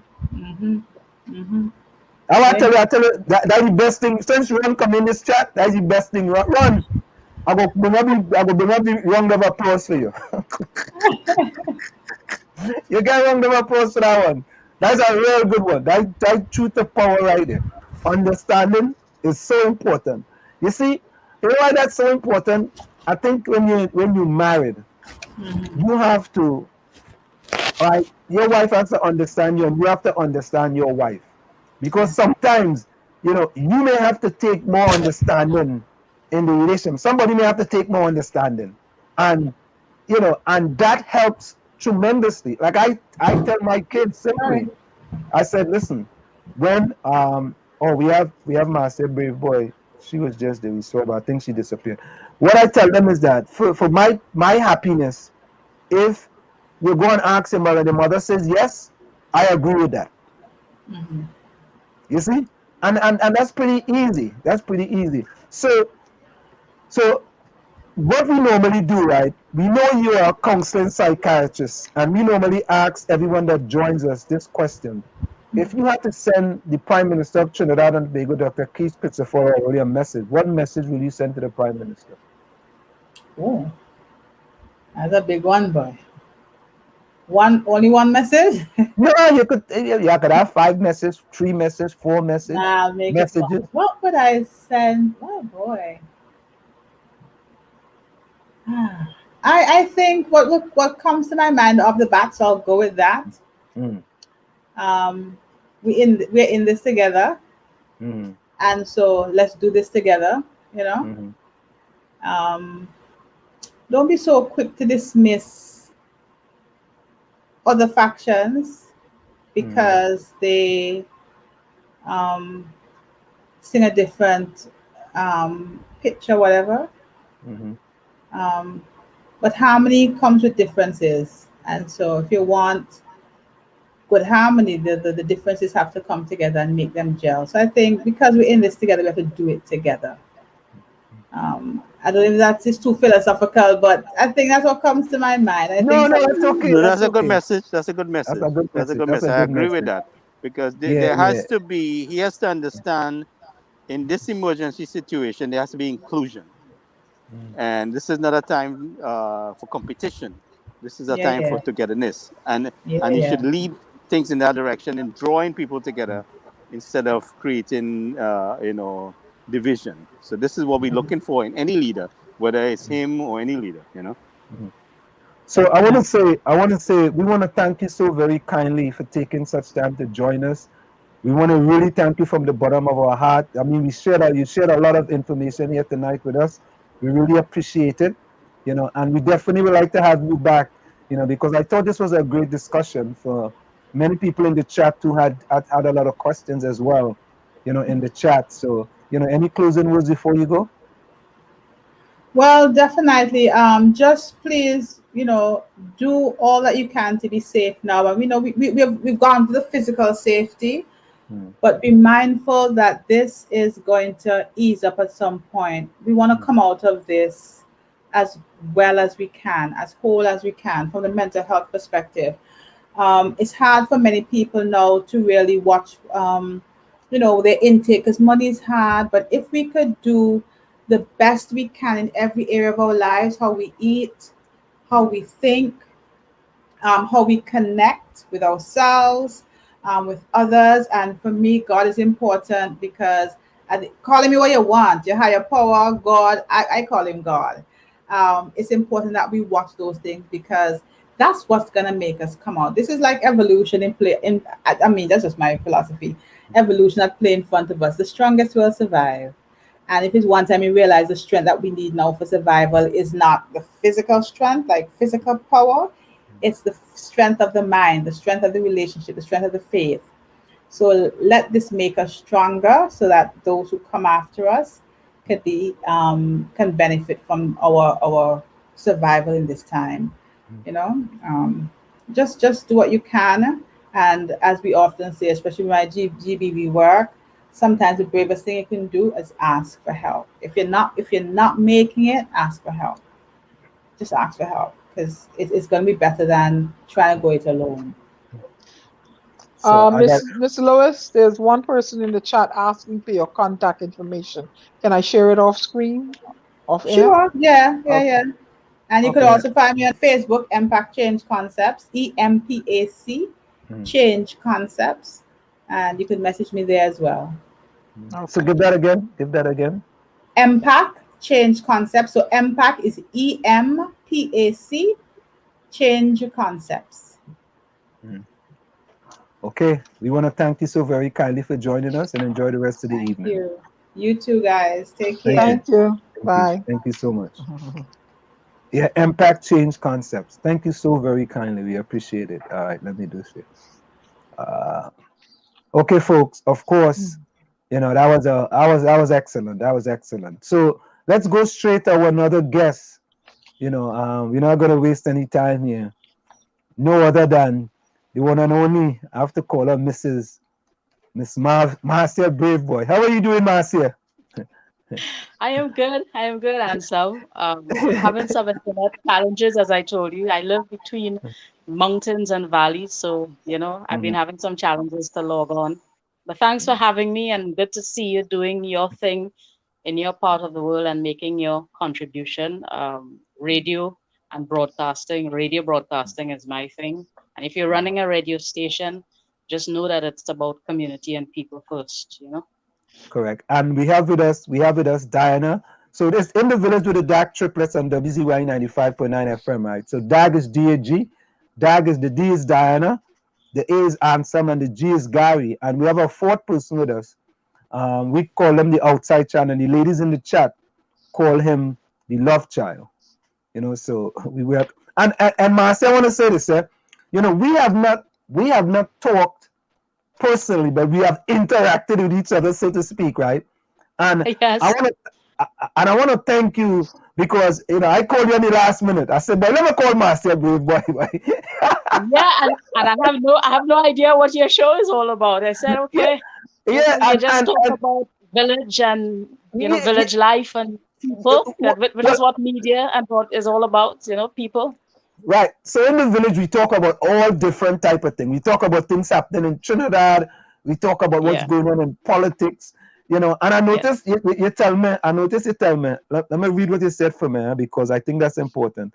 You told me that Marcia indicated that she's a journalist, a blogger, and an advocate. Yeah, which is what I tend to say. I do blog, but I'm an advocacy journalist. I moved on from that when I had my tete-a-tete with the mainstream media, with the Express and the TV6. If you could remember, the genesis of that battle that started, and I broke away from the newsroom and I went into blogging and I started exposing what was going on in newsrooms and how they were manipulating news content. To please the political directorate. And because of political difference, because I had supported, I'm a Grenadian, came from Grenada, came to Trinidad, and decided to support 𝗓𝗄𝗄𝗃𝗍𝐻. What they didn't know is that if it was Penelope Beckles going up as first woman prime minister, that's where my support would have gone. But they just saw it as, oh, you're supporting the UNC, and then it just turned into something very chaotic and cumbersome that a whole lot of people didn't understand, didn't know the genesis of it and how it is I got there and all of that. But it was a woman thing at the time, and it just turned into something very rotten because that's what politics gives, So it's here I am, I just ended up. And I stayed put. So if once you take a position because of what happened, it was not a choice I made, it was circumstances. And because of where the battle placed me, I ended up taking a position. And then that becomes advocacy because you can't take away my body of work. You can't take away the fact that I'm a journalist. You can't say that I'm not a journalist anymore. We don't give journalism license in the Caribbean. So you can't take away a person's license and say they're not a journalist anymore. So that is absolute nonsense. So I just disabuse anyone of that thought who tries to say that. I have a healthy body of work across mainstream media in the Caribbean region and in the international media. Whether they would have paid hackers to wipe my work offline, that does not matter. My body of work is in me. At any point in time, I can start writing again for the international media, for the Caribbean news, and I can build something even bigger and even better. That does not deter me in any way. So that's where it is. So where do you stand, Marcia, right now with respect to the political spectrum in Trinidad and Tobago? Where do you stand currently? Okay, that's a very broad question. I stand always with the people. I stand always against injustice. I stand always for justice and for what is right. I hope I'm answering your question properly. But I don't know what you really, I don't know what you're really getting at. No, but, listen. Listen. You see in the village, when we come in the village, we keep it real. We have all different parties coming into the village. You understand? It's not anti-PNM. People may say it's anti-PNM, right? And people may say it's pro-UNC. So this is how it goes, right? Right? Yes. The pro-PNM, right, will say it's anti-PNM because I am PNM. You understand? Yes. And the pro-UNC, right? Other people may say it's anti-UNC. So we have a mix of people that comes into the village. That's why we call it in the village. We have a mix of people. We have Diana. Diana is not affiliated with any party in Trinidad and Tobago. Hallelujah. Right? She's 1/8 Bajan. She's hello. I get it right. My mother and Bajan. father is Bajan. I was born in Trinidad and Tobago. Get it right. Well, I am a Grenadian from the land of oil dung, from the land of pure Grenada, the land of spice. A very, very proud Grenadian. But we've had a situation where the family, half of my family came to Trinidad. I spent some childhood time in Trinidad. As a young person, I stayed here. My mother and father is Bajan. I was born in Trinidad. I is a Bajan. Yeah. I'm a Grenadian. Oh, you are a Bajan. Okay. Nice. But I was born in Trinidad. Yeah, so let's go to the question. One person in chat says, Marcia, one person in chat asks, what is the difference between a journalist and a social media blogger? Okay. I could answer that. A social media blogger is not necessarily a journalist, but a journalist can be a social media blogger. A blogger is not necessarily a journalist, but a journalist can be a blogger. A talk show host is not necessarily a journalist, but a journalist can be a talk show host. Right? But not because, in my case, for instance, because there's political difference, there was some kind of fight. I work at I-95. People know my work at I-95. They know my work at CN3 television, at Power 102. I wrote for the Newsday, LA Post Examiner, Baltimore Post Examiner. And I have worked various genres of media and genres of journalism. Not because I take to Facebook and I'm blogging means that I'm not a journalist anymore. So that is not crap that people should be repeating when the media wants to be bitchy and nasty because they know I came from them and they're going to say Marcia Braveboy, UNC activist. Anita Haynes is a public relations officer, or was the public relations officer of the UNC, and she cannot remotely be described as a UNC activist. So you still have to be responsible when you're operating from that sphere of mainstream media, and you have to be accurate. I saw Lasana Liebert refer to me as political blogger. That is accurate, because I am, right? But I'm a political blogger who is a journalist. That is just one thing you can't take away from me for the mere fact that I have the body of experience. It is my foundation. It is my training. You cannot take away a person's foundation just because you want to be petty or bitchy or nasty, or you're going to give it to her. You want to give it to somebody, and you will say she's not a journalist anymore. That is just utter petty nonsense. So I came from them and I have my body of work and they know what it is that I can do. So that's just that's just where that is. So that I hope that answers the question. Marcia, Tommy here. I hope that answers it. Yeah. That answered the question. That's good. Go ahead, Tommy. Yeah. I wanna. Can you be objective as a journalist in Trinidad and Tobago and make a living? Who Tony? Who? Tommy. That's the outside child. The one they call the love child. Yeah. He's all for okay. Can you be? I don't think as many famous experienced journalists have admitted, like when they would have retired and wrote books and as many media experts have written, I am one who is siding with writers who say there's no such thing as objectivity in journalism. You know, there is always, you don't see the lack of objectivity sometimes. You don't see the position, you don't see the deception and in the writing and the positions that reporters are taking from the mainstream newsroom. I know it is. Hello? Can you exercise independent? Can you exercise independent thinking or independent perspectives on situations and still survive?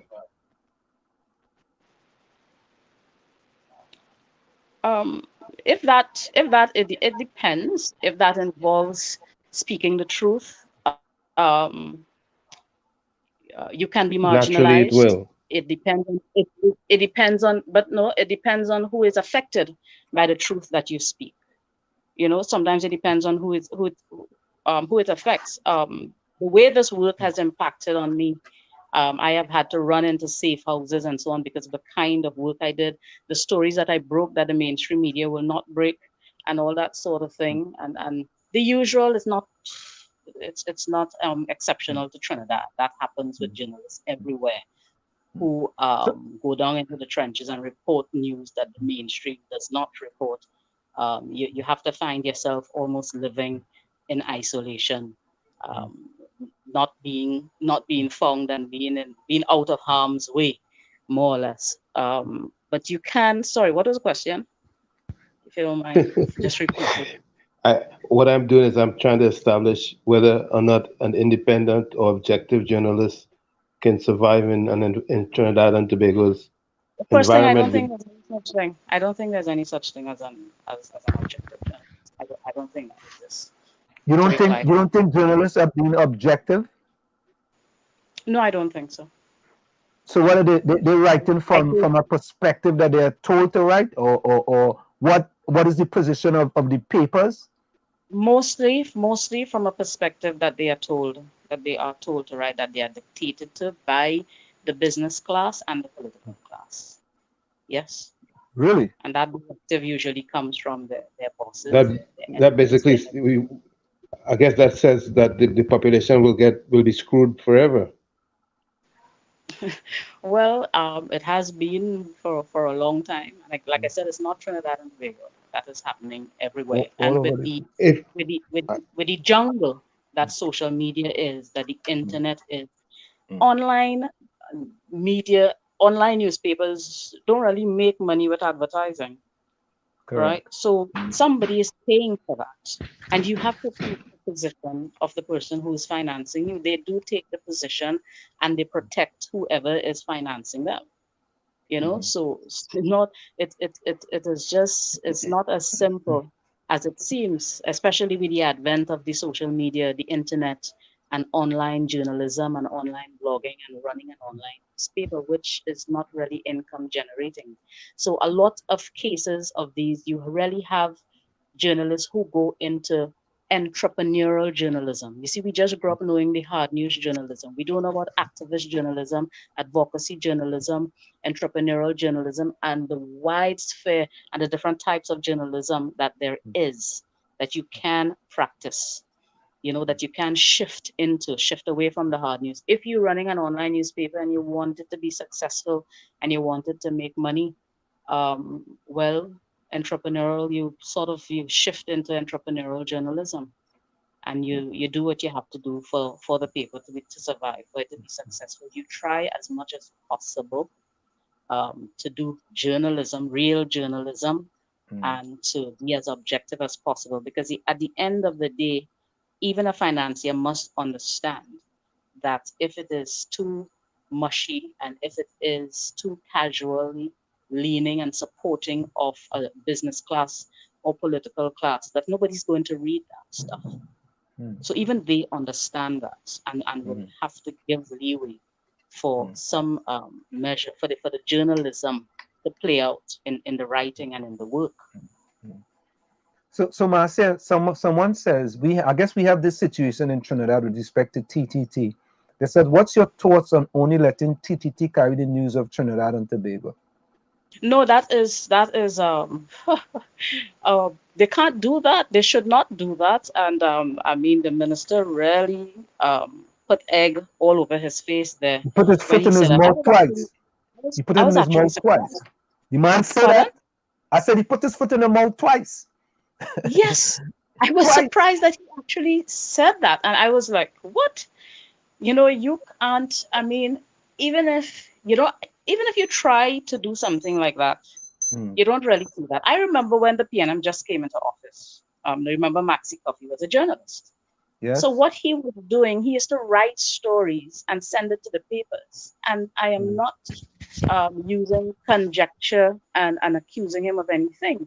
I would give you an example of things that puzzle you. You open the Guardian and you read a story, and then you open the Express or the news, then you see the exact same story word for word. Correct. That never daunted you. Yeah. that is when this and that's when they make an error. They just be so busy that things like that slip out. That is when a story is sent to them written. That's what happens there. And so when I left the belly of the beast, the newsroom, and I came out, I exposed things like that. And my colleagues got very angry at me and say, "Oh, we could deal with Marcia. She's not a journalist anymore. And when we write story, we go call her a UNC activist and belittle her and put her down." But it was things like that I exposed, because people would write on Facebook and say, "How the hell the two newspapers could have the exact same story word for word?" And then to make it worse, they put a byline on it. They put the name of a reporter on it. So two different reporters write the exact same story, the exact same way. So these were things that I used to be. That's what I used to be exposing, and they used to be angry with me. And then they end up with eggs on their faces when the newsroom is too busy to check and to pay attention to what they're doing, and they make errors like these. And then I'm like, I just rock back and I'm like, people see it now. Yeah. So Marcia, we want you to stick and stay with us. This discussion is really interesting because people are learning information from you, and you're so calm and easy going, and the kind of stories you break is really earth-shattering stories. when you make a story, it's like a earth. Boy, look, Marcia Braveboy make a next story. And then all the PNM bloggers rush in fake news. Braveboy again. Yeah. Like Marcia Braveboy, man. All Marcia Braveboy does do fake news. She should go into fiction writing. So stick and stay with us, folks. It's In the Village with the Dark Triplets on WZYE 95.9 FM. Of course, we have with us in the village tonight no other than Marcia Braveboy. And I'm just going to call Marcia Braveboy a journalist and a blogger for now. So let me just do this real quick here. That wasn't supposed to come up. Come on. So what this made me think about was it made me... All right. So we're going to go for a quick break on the station identification. We'll be right back with Marcia Braveboy. Stick and stay. You're listening to... All right. You're listening to WZYE 95.9 FM. You are listening to WZYE 95.9 FM, the most influential name in Caribbean radio in the tri-state area. Broadcasting from East Orange, New Jersey, the most influential name in Caribbean radio. WZYE 95.9 FM. And of course, we are back with you. It's In the Village with the Dark Triplets on WZYE 95.9 FM. We have with us in the house no other than journalist and blogger, social media blogger, Marcia Braveboy. And she's given us some wonderful information here. Marcia, someone else asked the question, why does Gary hate you so much? I think they may be talking about Gary Griffith. Gary? Is that, it says Gary. Why do Gary hate you so much? Is that Gary Griffith? I never thought that he hated me. I don't think so. Does he? I was not aware. You can't pay attention to haters. To people who hate you. You really just have to move on and do what you're doing. So I was not aware that no, him and I actually speak well. I didn't get the impression. I know I said something about his son on Facebook recently, and he was very upset, as he's known for coming across thin-skinned. Yeah, he gets upset very easily over stuff. Yeah, he likes the toad feelings. He does toad feelings. Yeah. Yes, He yeah. like to toot feelings. He like to call people all kind of name. But once he get, Yeah. he can't take it. He can't do it when you have to go into the guile. He can't go into the guile at all. I mean, just me. If I just say, Gary, yeah, for this job, you need to have a cool head. You can't be hot-headed and be jumping on the page and responding to things people say about you. That alone will get Gary upset. But that is the truth. You are the commissioner of police.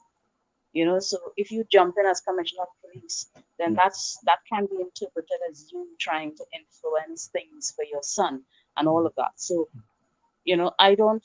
So I'm just one. I think people knows that I am someone who is. I could be highly opinionated when I'm ready, and that usually upsets people. When you express your opinions about stuff, when you have strong convictions and you express them, that usually upsets people, especially people in positions like Gary. Well, Marcia, let me tell you, we here at WZYE 95.9 FM, and we were saying this months ago. We have requested to be part of the news conference for the Ministry of Health, the Ministry of National Security, the Minister of Finance, and the Prime Minister office, as well as the Attorney General office. We were invited to one press conference, which was the Ministry of Finance. And after that, they removed us from even sending us any message to any press conference. And I felt that was on what grounds? I felt that was censoring the media, right? Yeah. But the grounds is this, right? I am a known PNM activist here in the diaspora. And I had taken on the party with respect to exile and stranded citizens because I felt the policy by the government was wicked and evil. And I took a stand for country. Well, Marcia, all of a sudden, overnight I became a UNC. I saw that. I was surprised. But you see, the human nature and the human being and humanism comes first. And especially if you're running a media house, it is supposed to make you a better person. Just as if you get up in the morning and you win an election and you become a politician, it really should make you a better person. Somehow, in their case, it doesn't. Right? But what you do there, the people come first, because that's how people will take your media house seriously. If you want to leave, when you leave and you go blogging, that's different. But when you come and you're running your radio station, it is a media house, and you have to put community and people first. So that was a very good position that you took. If I ran a media house and the government I support was doing that, I would take the same position. And because my name in Trinidad, they call me Wall Street, right? And boy, I used to be on all the radio stations in Trinidad and Tobago defending the government, right? However, when this issue came up, I started to see, boy, how could I continue to defend something? And I see people starving. I see people selling bottles. I can't do that. You understand? Yeah. And then it became even worse, where I asked the PNM to deal with my constituency of 𝗪𝗂𝗲𝗆. There's been 3 buildings that have been painted in a decade and a half, and an abandoned building that's been sitting there for 11 years, 6 years under the PNM. When I asked them to take care of that, right, they look at me with like if I'm some kind of zombie, right? And then I talked about the 𝗲𝗪𝘀𝗀𝗍𝗆 to Wall Street Empowerment Center because I'm from 𝗪𝗪𝗂𝗲𝗆. They look at me like if I'm a zombie. So I'm saying to myself, what sense does it make, right, that I am dedicating myself to you when you're in opposition and when there's an election? And when I ask you for something for the people, this is not for me. I didn't ask them for something for me. I asked them for the most disadvantaged people in the community. They look at me cocky eye, right? So I don't understand it. So we have to come here and we have to speak truth to power, right? So there's come all kind of name. Oh, that has shown me on radio this past week. That about an hour they spent on Wall Street on different radio stations. Call them all kind of name.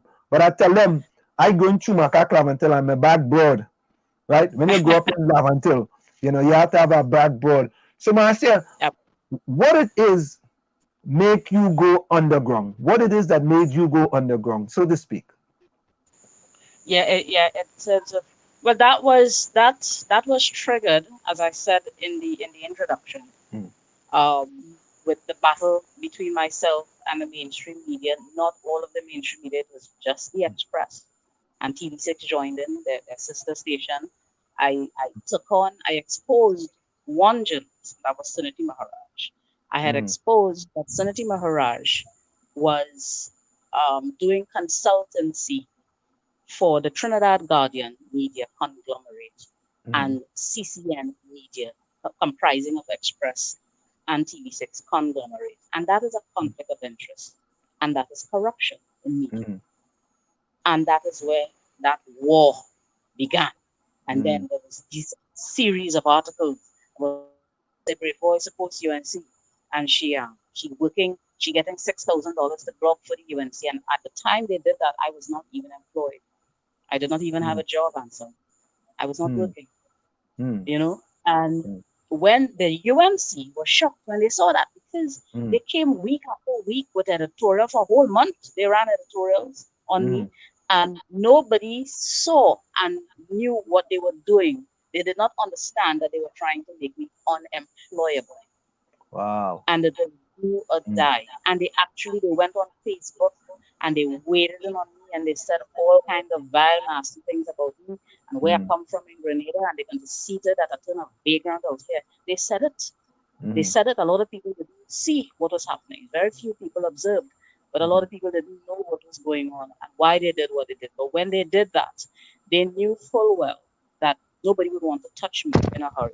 I would get difficulty finding a job. And the UNC did move in and sort of embraced me at the time. I got a job at Talk City and the state media at the time because they were impressed that this one person was standing up with the media and all of that. And that is how all of that happened. So it was not a situation where Marcia Braveboy made a choice, because you don't do hard news for all this time and then just jump into the political fray, right? I was pushed, right? And a lot of people did not realize that.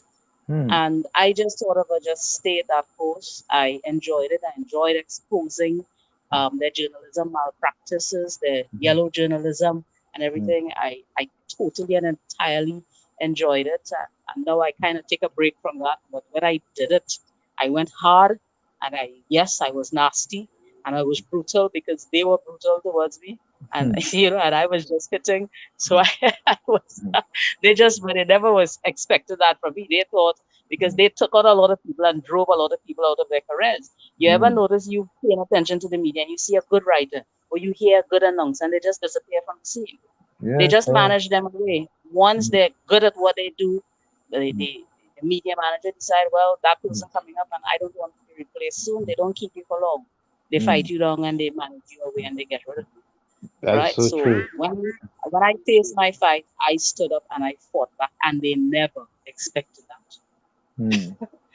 And a lot of people got vexed with me, like my work, who loved what I did. They were disappointed. And what happened to this girl? Is she mad? Or she come from Grenada and she did the UNC and all this thing. But that was not a choice that I made. It was circumstances. I was just shoved into a situation, and they thought if they align me to the UNC, I'll feel ashamed about that. I'm going to want to run away from that. No, why? There are people too. I don't understand.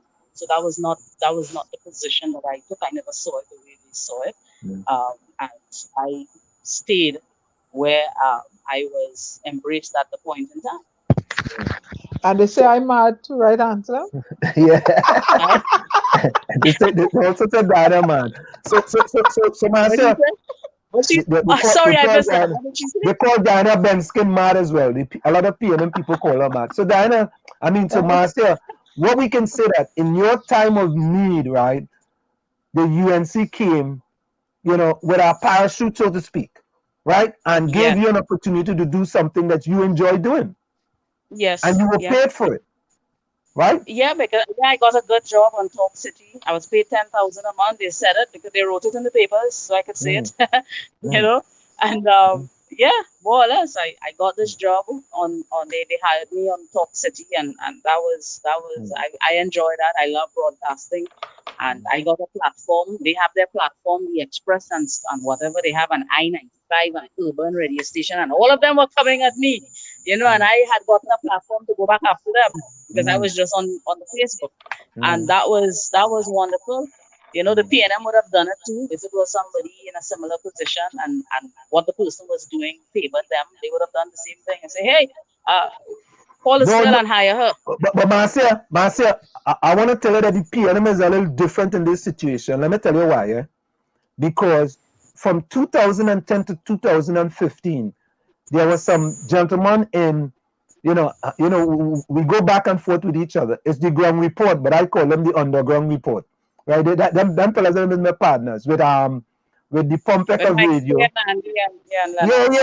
Them fellas to them, me and them, I know them fellas to them. So we just go back and forth. I just call them the underground report. Right?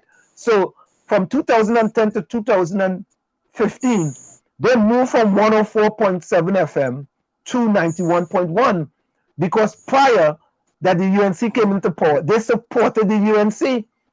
And they were batting for the UNC hard. So when the UNC came into the power, the UNC supported them in return and put them on 91.1. I never had a problem with that. However, when the PNM come into power in 2015 now, we have people like Julia Davy, Sherma Wilson, and Pastor Google was batting for the PNM hard. You know what I mean? They no work on 91.1. Nothing for them? They had no. You can't compare. You seriously cannot compare the 60-something-year-old PNM to the UNC in that. The PNM has the system in their corner, and that includes the system of media, right? Who controls the media? They favor the PNM more. That is a fact. That is why I ended up in the problems I ended up in when I supported 𝗵𝗂𝗀𝘆, the journalist in the newsroom. But you have people like Curtis Williams, who was on the Media Association executive, who went and got a job. You listen to me? He got a job as a communications specialist in the Tobago House of Assembly while he was on the Media Association of Trinidad and Tobago executive. And that is not supposed to happen. That is for purely journalists. If you leave the newsroom and you're going to communications, you cannot be on the matter executive. And Curtis Williams was on the matter executive. And that is okay. And he's just one example of numerous examples of this. You have Samuel McKnight, God bless his soul, he's dead now. He was seen on a truck campaigning with Esther Leger, and he came, that was the Sunday, and Monday morning he was in the CNC3 newsroom reporting as a journalist, and that was okay. But you dare not do that supporting the UNC. You can't support the UNC from the newsroom and survive your career and your job there. They're going to kick you out. So there's no comparison. The PNM did not need to employ anybody in the state media. They have Iowa Station that supports PNM. They have Express that supports PNM. They have Guardian that supports PNM. They have News that supports PNM. Urban radio stations. Yeah, but Marcia, there's a big difference though, because at 91.1, you will make about $10,000 a month. At 91.9, you might make a quarter of that. So plus, no. Yeah. If you are no. That is in terms of the salary on a radio station, but we don't know what they're getting on the side from whom. I don't think that. I hear you. I don't know. And I know this for a fact. This is not conjecture. This is not me accusing anyone of anything. If they are blogging for a political party, whether it is a 1% financing them, whether it is somebody saying, I support the party and you do this and I put you on my payroll, they're going to be getting something else on the side to supplement their salary. Well, I have been told, right? I can only talk about what I've been told, and that these people, but anyway, but Marcia, why they're not on 91.1 anyway? Let's say they're getting something that decided it up to be 5,000, right? Yeah. Why, after you toil in the vineyard for the PNM, you don't think that? But they're media personnel also. This is the job that they do.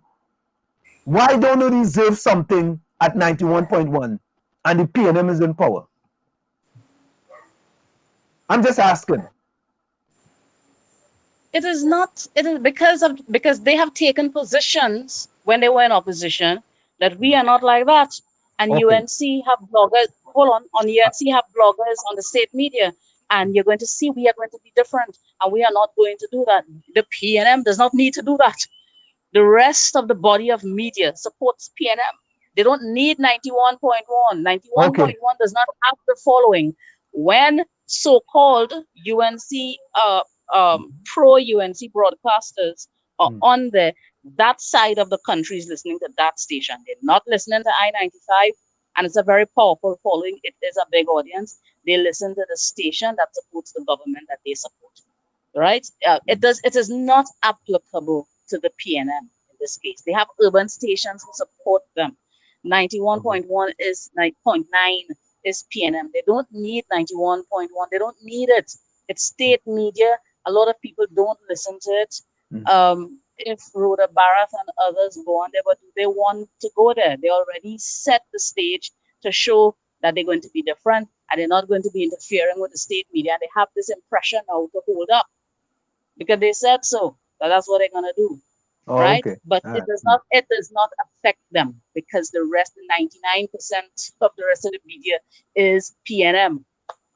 So that does not affect them. They could afford to take a position like that because they are so entrenched in the system for so long.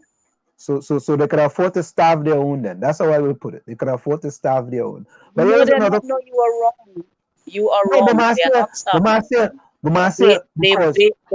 Aisha Wells and their broadcast is pro-PNM. And I am telling you, they're going to be benefiting otherwise than that salary that they are getting. I'm sure about it. All right. Okay. All right. So Marcia, someone else says in the chat, given that you're an advocate of women empowerment and leadership, if Penny takes over the leadership of the PNM, will you support her and why? Well, it's not simplistic. It's not simplistic like that. In the situation of 𝗓𝗄𝐿, when at the timing is everything.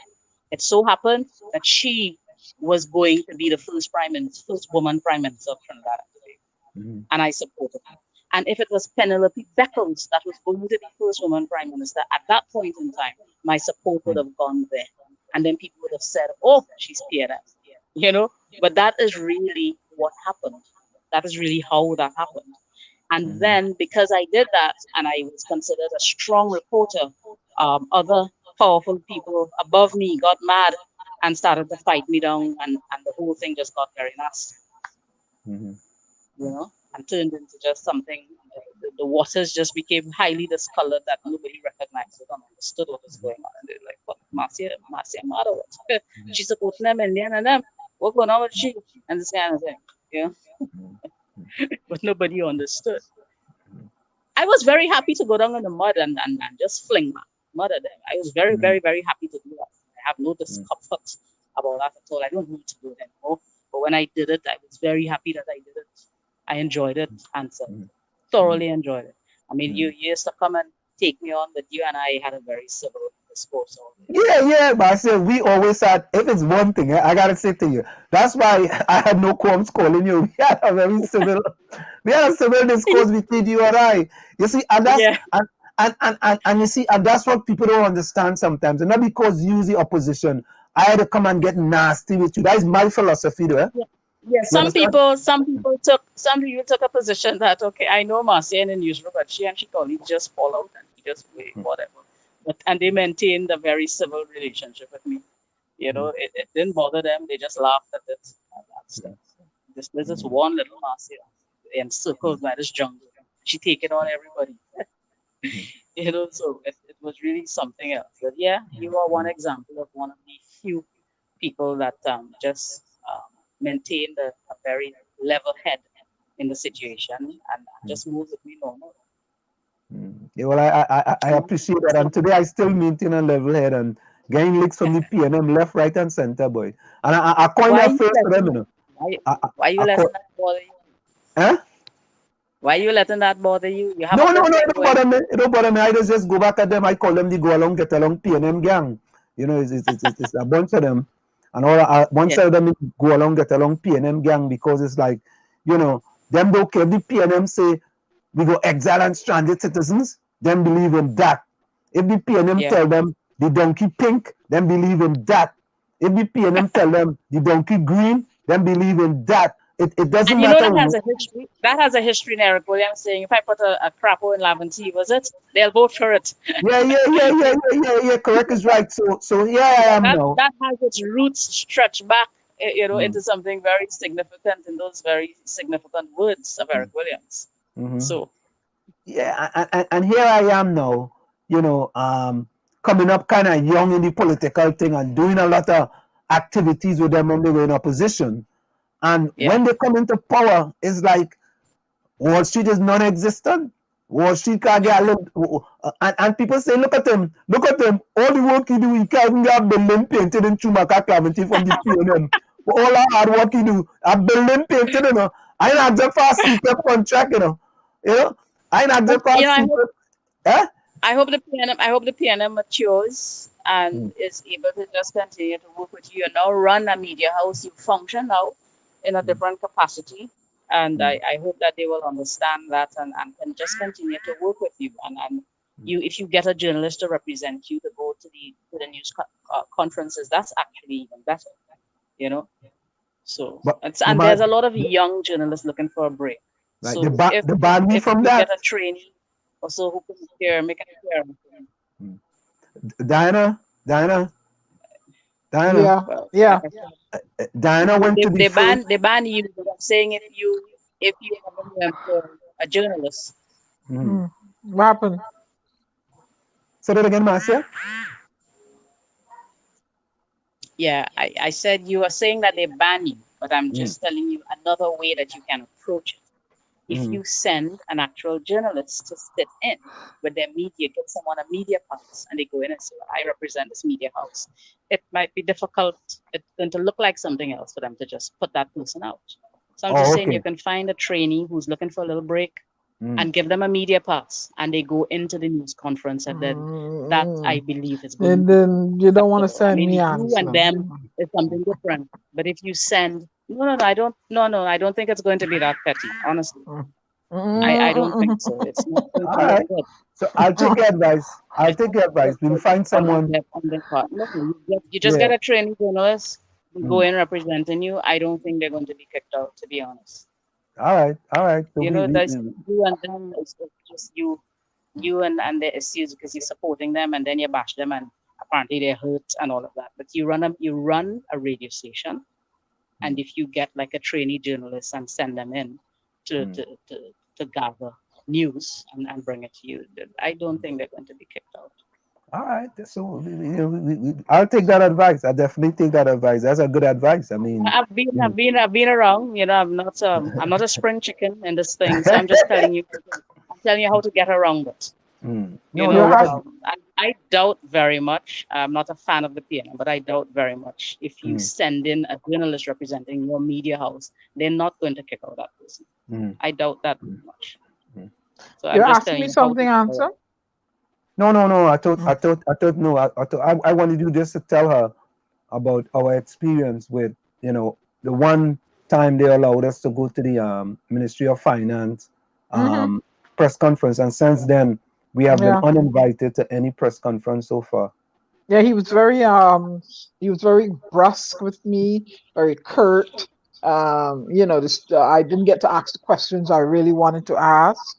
And, it's like, okay. He was taken aback by my questions, wanting to know who I was. Yeah.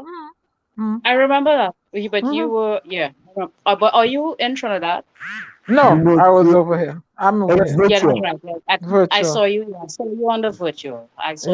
But I'm saying, if you have a journalist on the ground here and they go into the conference, the news conference, they're not going to be snubbed. I doubt that very much. So I'm just telling you that is one way to deal with it.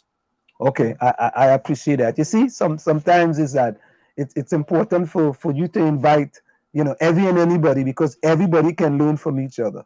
That's right. It's like a child. is like a babe in the woods of journalism. Somebody, a trainee just coming and learning the thing. These big hard men at these news conferences call themselves ministers and politicians. They're not going to do that. You know, this just it's not going to look good. You know, so I'm just telling you that's just one way to deal with it. They don't want to deal with you and all of that. But if you send a young person representing you, then that's something entirely different. So what's next for Marcia Braveboy? Well, I'm exhaling, and I am looking to get back into hard news journalism very soon, to start writing again for the international media. Apparently, I was on Facebook saying, when they're saying I'm not a journalist anymore, I was saying, hey, I have a body of work, right? You can't.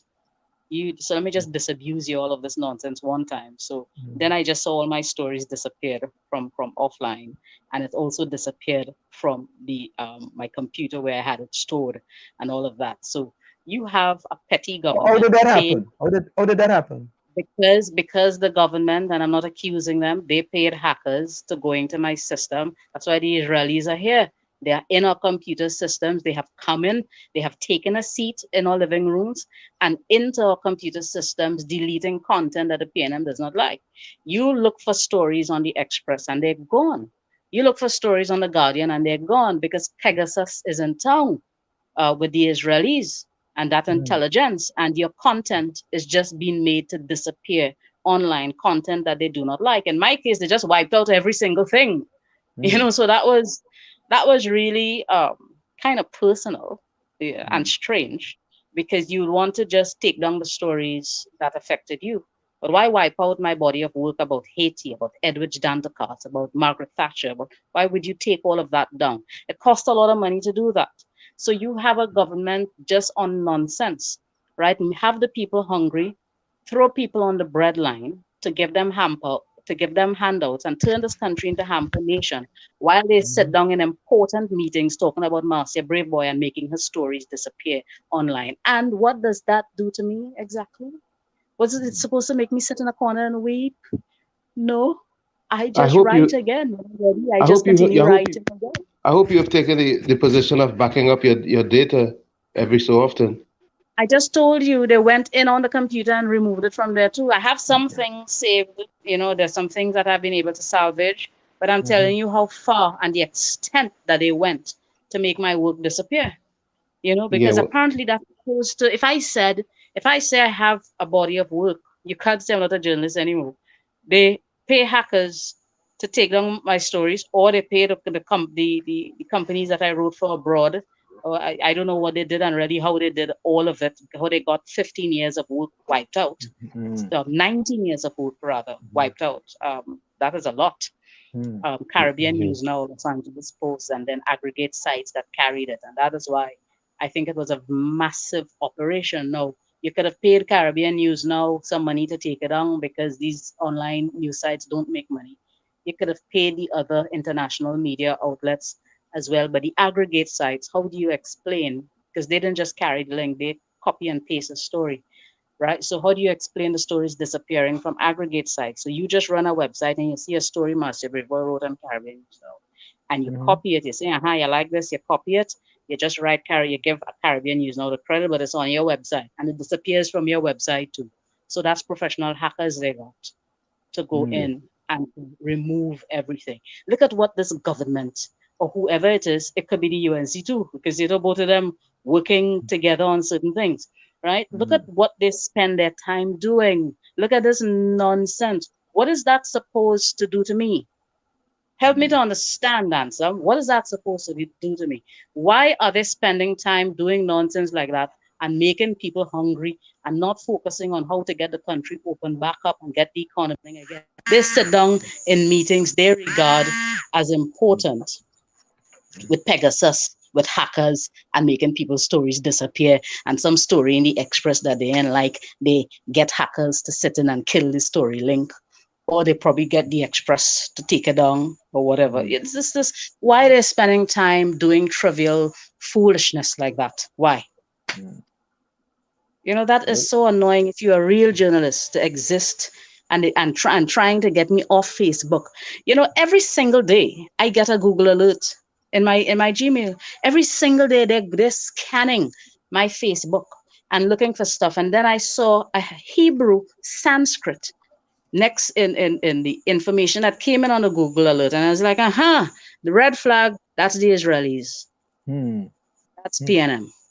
You know, why they're spending time doing nonsense like this. They are not running the country, Ansem, and you can see this is what they're spending time on. If you wrote 15,000 stories over time and you have a set of things that I didn't like, and you came there and you said things about them that they didn't like, they just they bring in a plane of Israelis with hackers to sit down and just wipe out your body of work online. What kind of petty, small-minded government is this? What manner of government is this that spends time doing nonsense like this? You have to sit down and discuss that, right? So these are not people who are big on running a country and are about people and about getting this economy going again. This is a government that is on petty nonsense, having meetings about Marcia Braveboy, and we have to get her stories down from Caribbean News Now because all this thing making her big and all this kind of thing. What nonsense is this?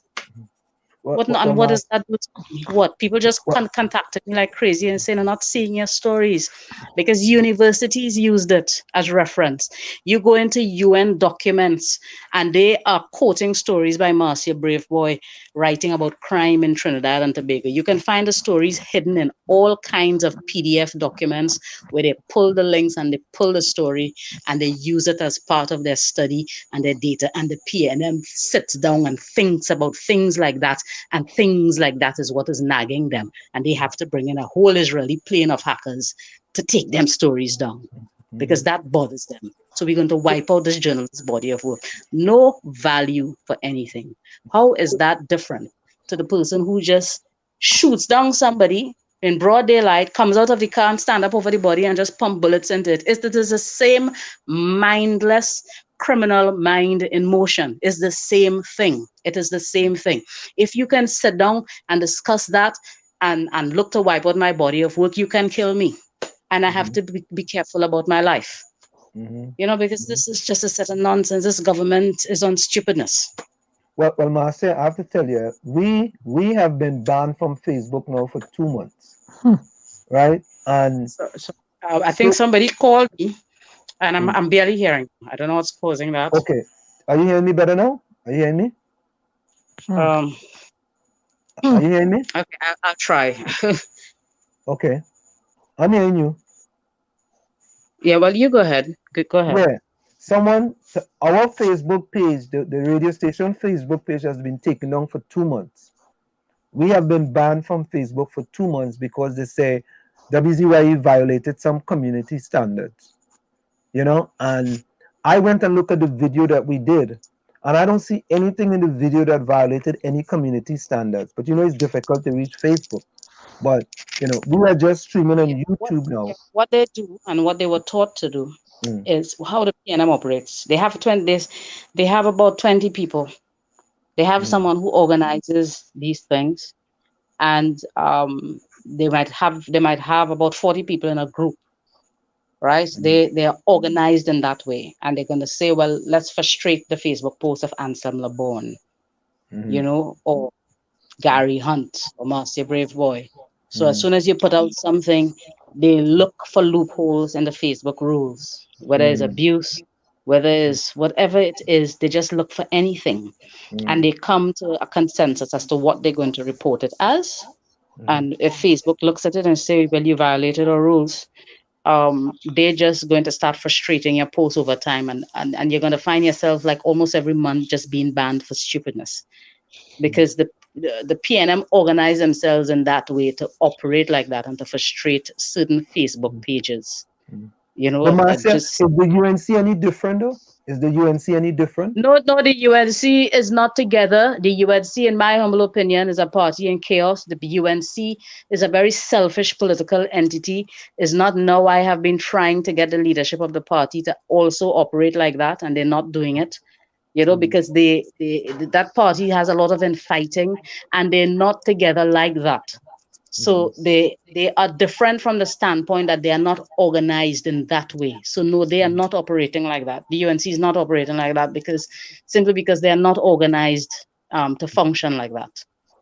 That's but the PNM would set up an organized way to frustrate you and frustrate your Facebook. The PNM is an institution. The PNM is an institution. The PNM is an institution. Yes. I honestly believe that the PNM UNC doesn't really have any structure. It's just people doing things on their own, really. So they are not organized like that. So you can't say both parties doing the same thing the moment somebody says that the PNM is doing that. The UNC is not doing that because they don't have it together in that way, even though I have complained that they have to change their social media strategy and how they do things. But they are not functioning like that with that level of efficiency. And I don't want to be nasty because what the PNM is doing is actually very, very obsessive and sick. But the UNC don't take on things like that. It's unfortunate because I don't think they should just dismiss it either. I think they should sort of be measured, but they can do a bit of it. They may not go the extent that the PNM is going. The PNM is very extreme. And just really, really obsessive and sick in how it takes its approach in these matters. So yes, the PNM is doing it and the UNC is not doing it. And I just explained why. That's very interesting because it was kind of for us, because we are kind of new on the block, but we had a lot of people just started to listen to what we were saying because we were talking about country and we were talking about exile and stranded citizens and what are the difficulties these persons were facing. And no other media in Trinidad and Tobago was addressing exile and stranded citizens. No other media, none, zero. It was like if it didn't happen, and until we took up that mantle. Yeah, and that's where the bloggers come in. That's why Facebook don't take on the mainstream. That's why people don't take on the mainstream media, and Facebook posts and bloggers get so much traction. I pay attention a lot to internet data. The Trinidad Express, the Newsday, the Guardian, they will post a story, and AT&T Alert, and other blog pages would lift that story, would take the photo and drop it on their page, and 1,000 people share it. And the Express put out the story before them, and 200 and something people share it. So bloggers are sharing their articles and getting more mileage as bloggers. It's just evidence that people read the bloggers more than they read them, and that happens on a regular basis. So the mainstream media, they know that. And that's why they started fighting me and was fighting bloggers and all this thing and talking about bloggers interfering with freedom of press. And I'm like, aren't you also interfering with freedom of press by interfering with what bloggers say? You want to dictate what we must say, but we can't dictate what you write in your papers.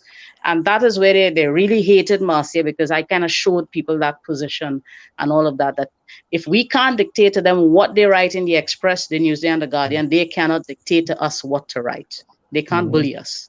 Same thing. We're all doing media. So I give you that as I'm barely hearing you, but I just give you that as an example to show you that people are reading the bloggers more.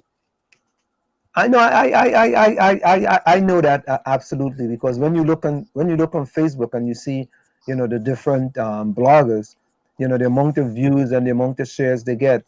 Then you go to Express or Newsday or Guardian. You look at the same story, and they don't even come close. They put out a story first, They lift them people's story, put it on their page, and they get more shares on their page than the Express could ever get, than the Newsday could ever get, than the Guardian could ever get. And even when they're sponsoring a post, sometimes they still don't measure up to the popular bloggers. And I watch that all the time and I just laugh, and I know it hurts them. I know it hurts them. I know it really angers them and it hurts them. So Diana, Tommy, or Gary, if you guys want to jump in at any time, when whenever Marcia puts out a story, boy, that story fly like Is there a way I can sign out and just sign back in? Yeah, just sign out and sign back in. Yeah, okay. Disrupt. It almost muted you. All right, just sign out and sign back in for us. All right. How can I do that? Leave. Oh, okay. So, are you still there, Marcia? Hello. Okay. All right. We lost her. She had to hit leave and then come back. Yes, she's gonna have to come back. Yeah, but it's very interesting. Some of the information she's brought to our attention. I ain't gonna lie to you. But here she comes back. Here she is. She's back. All right. There she's back. Sorry. All right, Marcia, you're back. Okay, hold on. Okay, you're back with us. Yeah, I'm hearing you much better. Right. So, Marcia, before we lose you again, right? I'll ask this question to many people who come on WZYE 95.9 FM in the village of 𝗪𝗶𝘀𝗃𝗃𝗃. If you had to send a message to the Prime Minister of Trinidad and Tobago, Dr. 𝗧𝗂𝗲𝗆𝗆𝗆𝗆𝗆𝗆𝗆𝗆, what would be your message to the Prime Minister? I will ask the Prime Minister to be mindful that we have had to live with HIV. We have had to live with all kinds of diseases that came on stream, whether it's a Spanish flu, whether it's HIV, whether it's cancer, whether it's lupus. We have had to live with it. And he should not play politics with COVID because we have an internal election coming up in the PNM, because we have carnival next year, because we have local election next year. He must not be corrupting the two things together, and he must be mindful that he is hurting people's livelihoods and he's playing with people's lives, and he must open back up the economy and just get it rolling again and put people back to work and remove Trinidad and Tobago from the handout and the hamper status that he has made it in a mere short 3 months. I'm looking at that situation through Grenadian lenses, and I can't believe what I am seeing. Trinidad and Tobago is looked upon as Mother Trinidad. I am looking at how the arts and culture in particular would be decimated by the actions that he took. And like, it just does not bother him. He does what he does, but he was not measured in how he did it.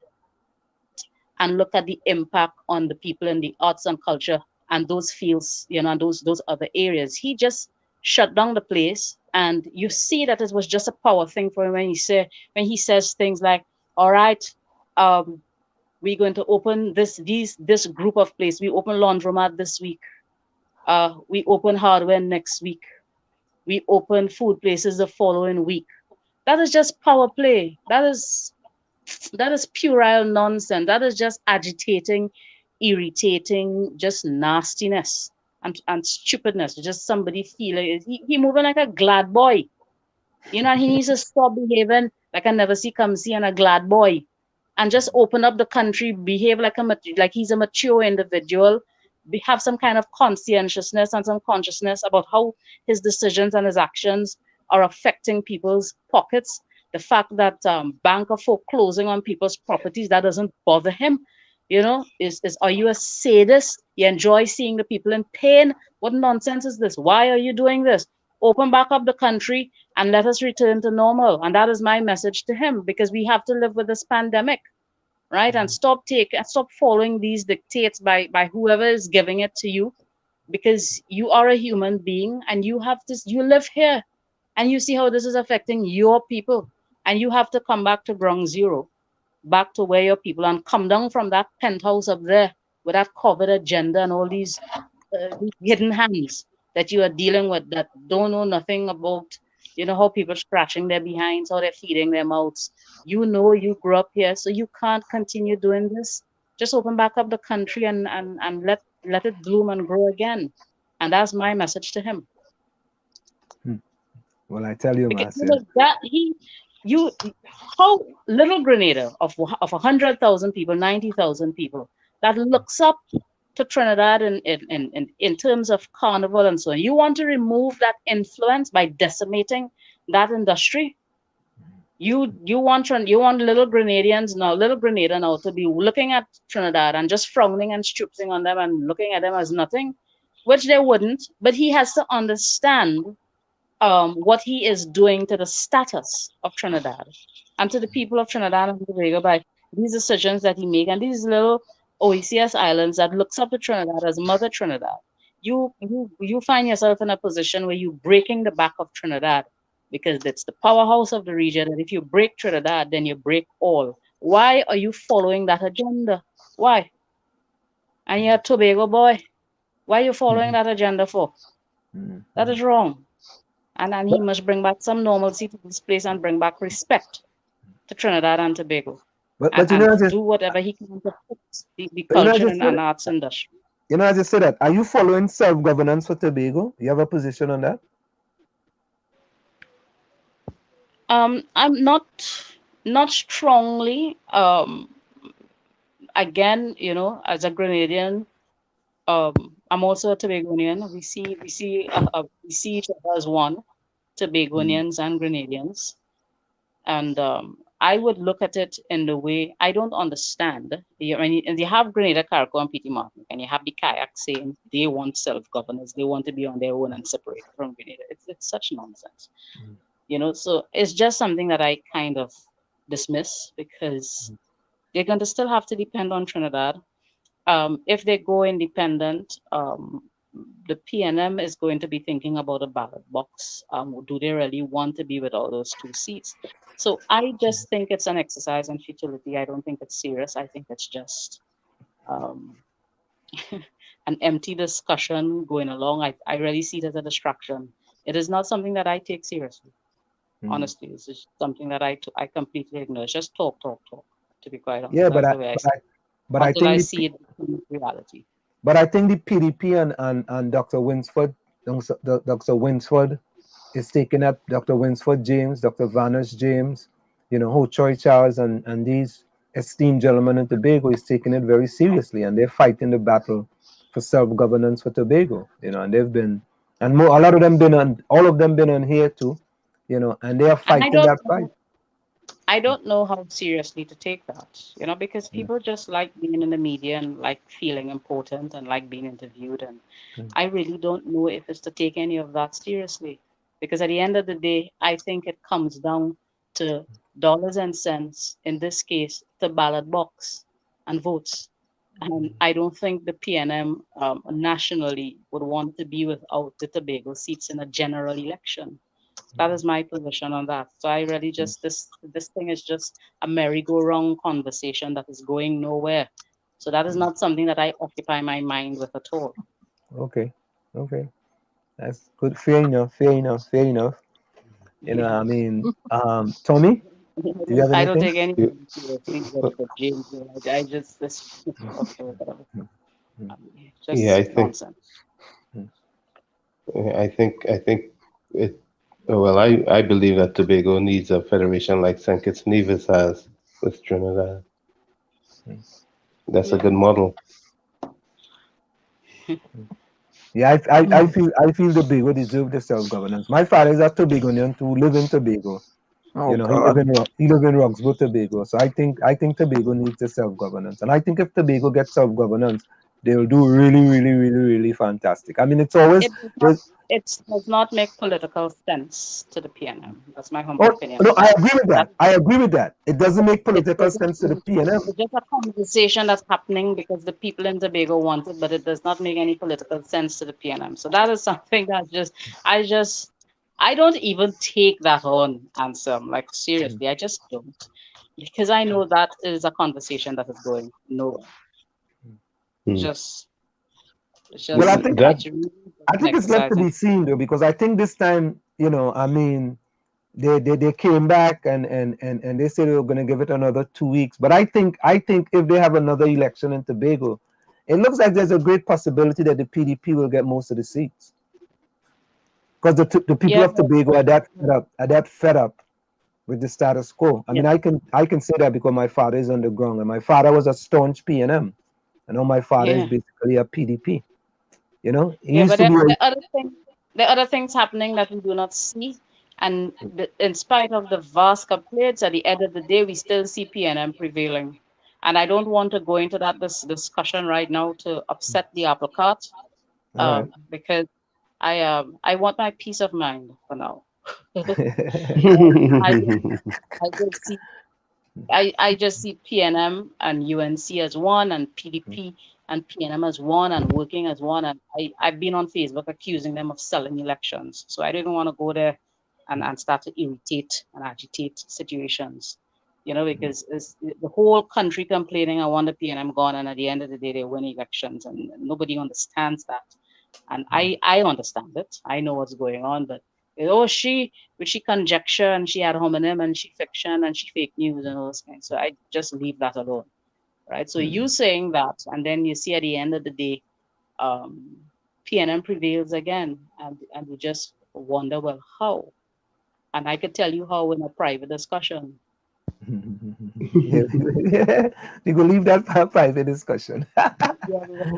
Private discussion, because 𝗓𝗃𝗃𝗀𝘆. I'm a bishopite, I don't know nothing about selling elections and playing to lose and making deals and all this nonsense. I don't know. I play to win. That's not my kind of politics. So I'm very disenchanted right now. From that standpoint, and it's just not something that I just kind of lost a lot of interest, and I really have to rest and recoup and just kind of try to come back mentally and psychologically from that 2020 general election and the PDP election in Tobago and all these things that I see happening, and I know what I know, and I just kind of dismiss all of them. Well, I got to tell you, Marcia, it's really been a pleasure to have you, and you have revealed to us many, many things that many people would really like to know, and you have revealed that to them. And I think, I know sometime again, soon, we like to have you back again as things evolve in Trinidad and Tobago. No problem at all. I can be a regular guest. No problem at all. Yeah, man, we'll appreciate that. We will really appreciate that, man. Absolutely. You see, it's always good to be cordial to people, right? Even though you may be on the opposite side of the spectrum, Yes. I would tell people, you could do things and you could be cordial and nice, and every once in a while you throw a jab here and there and thing, because yep. and you just keep it moving. So, any closing words before you go? I just wanted to make an observation with the whole pandemic. I mean, it had its abundance of bad, but I saw, like in the village where I live, which I can't say, I really saw how it sort of while people were frustrated, I saw a situation where people were returning to the games we used to play. Not people sit down in groups by the roadside. Because I live in a kind of remote area, so the guys will hang out by the roadside, and the police won't really see them because of how the geographic layout of the place. And they're there and they're playing their cards and they're playing their dominoes, and not the usual thing I used to see passing by, and they're in groups and everybody on their phone. And I did not see that. I saw them playing ball in the road. I see them playing cricket. I see them,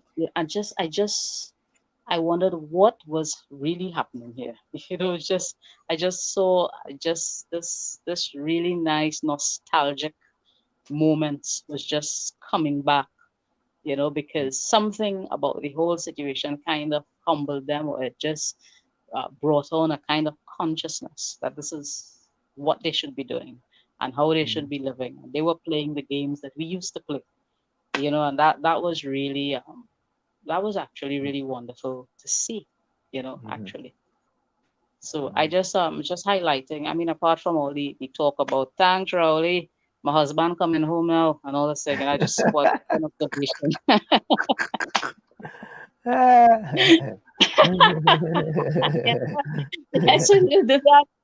So these were that's just one of the positives that I observed, and I want to say to Trinidad and Tobago to embrace the positive observations that they've made coming out of the lockdown and all of that, and see if they can go forward, continue doing that, because it's good.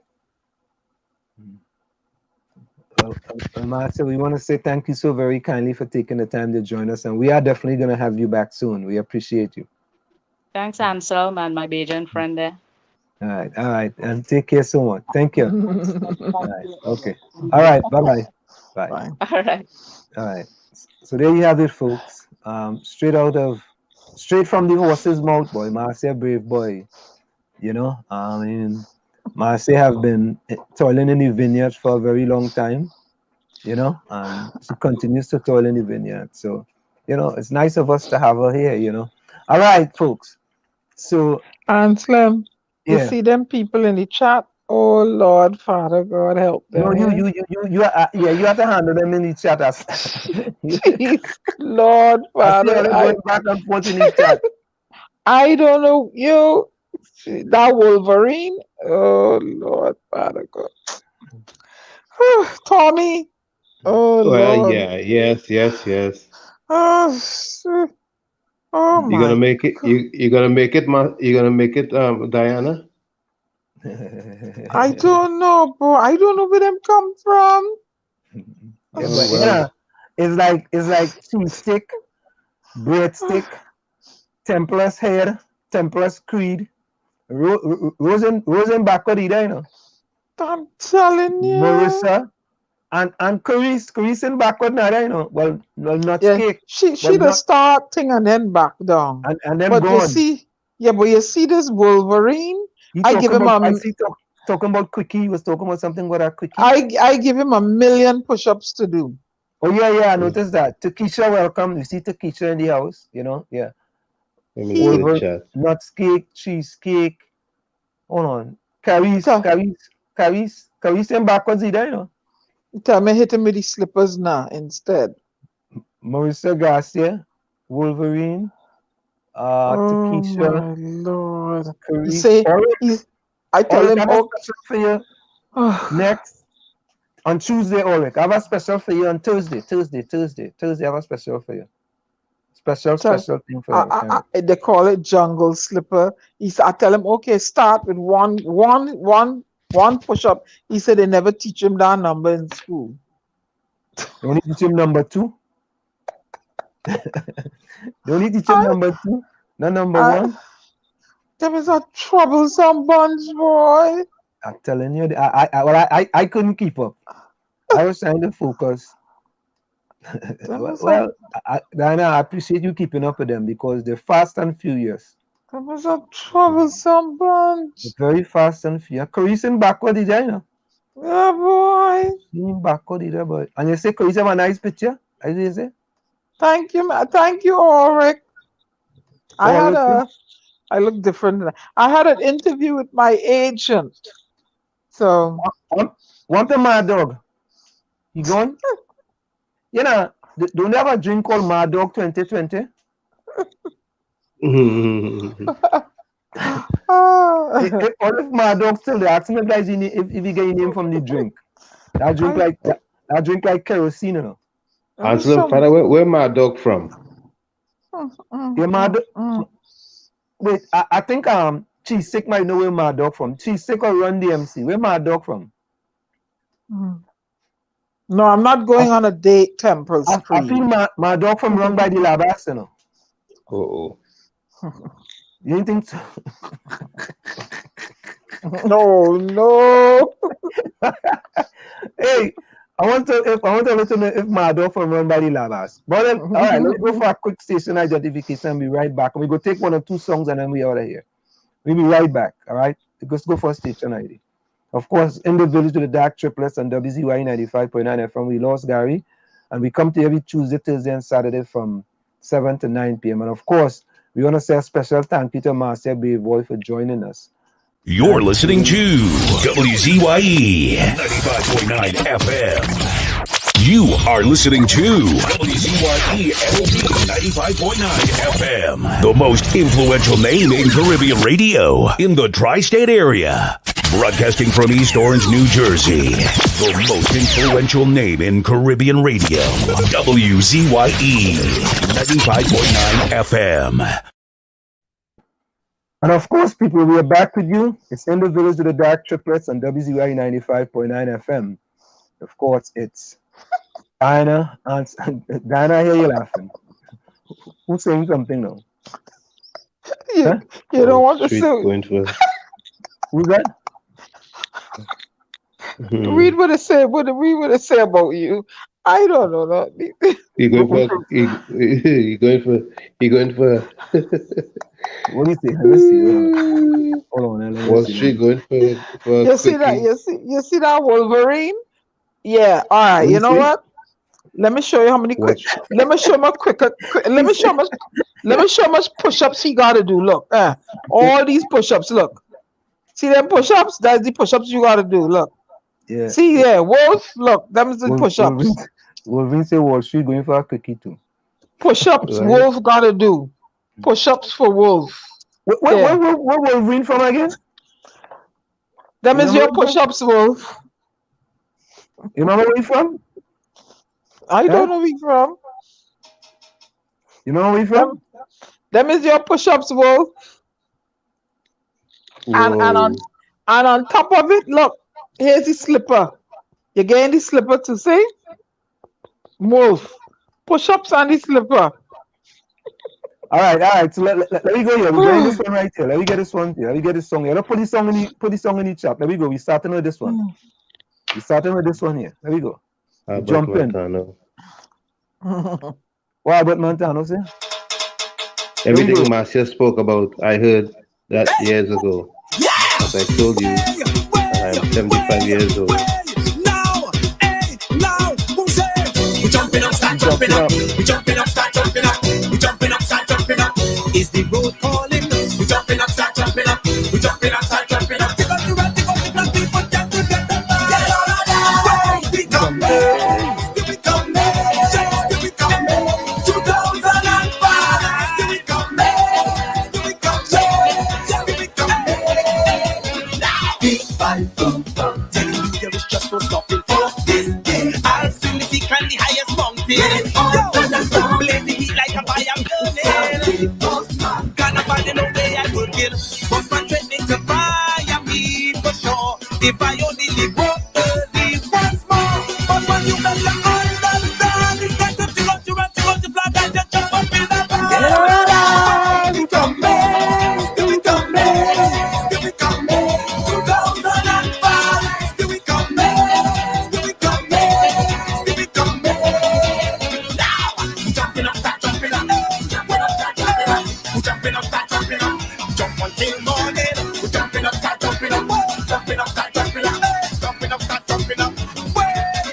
Don't even try telling me to forget this season. If I'm not there, I'll end in prison. Landlord rent is due. That money spending on my costume. No, I'm the carnival. I will call you.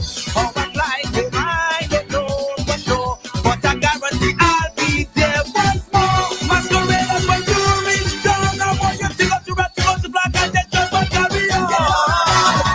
Come back, we come back, we come back. 2005, still we come back, still we come back, still we come back.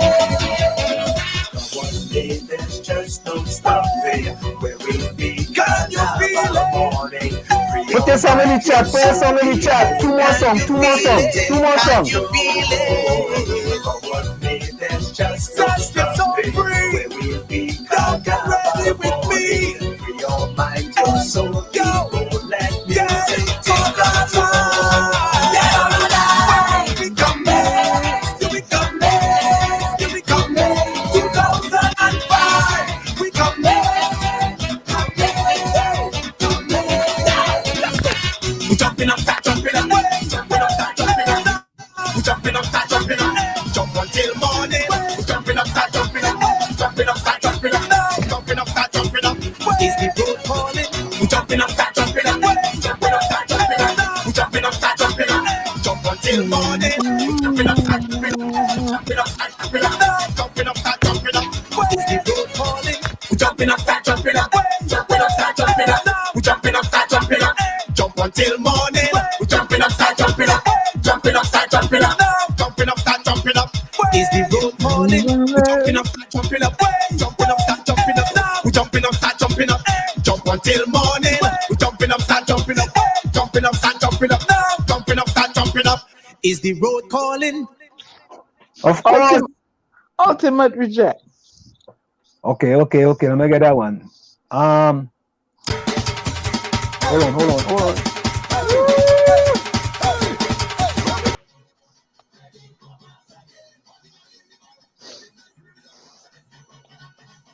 You done bust the party already. DJ Bus.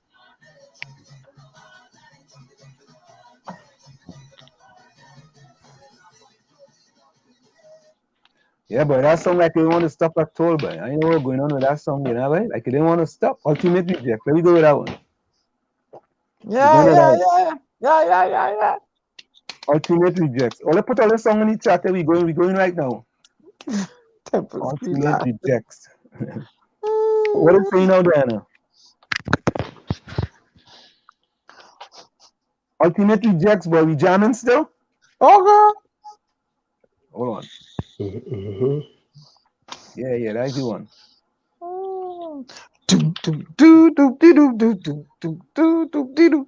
No. Nice, okay.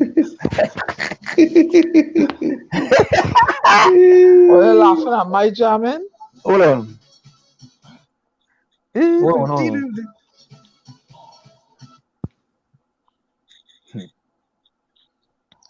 I'm feeling good. Like a new machine. Like the party. Caribbean Man, Black Stallion. Oh, you get that one? Why you not bringing? No, we bringing that now. We bringing that one right now. Come in. But you know, sometimes them songs don't line up in the queue. You know what I mean? Here we go, right there. I had done get in my car and left the party. Why is that? Boy, you done kill the vibe. What I'm telling you? Gee, Make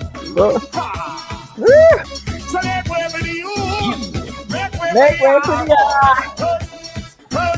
Come on, Rose. Tell them I'm feeling good. Like a new machine. Where's your foot, Rose? Fresh on the scene. I make a party. To the full extreme. I like it too. With your salino. For your the city.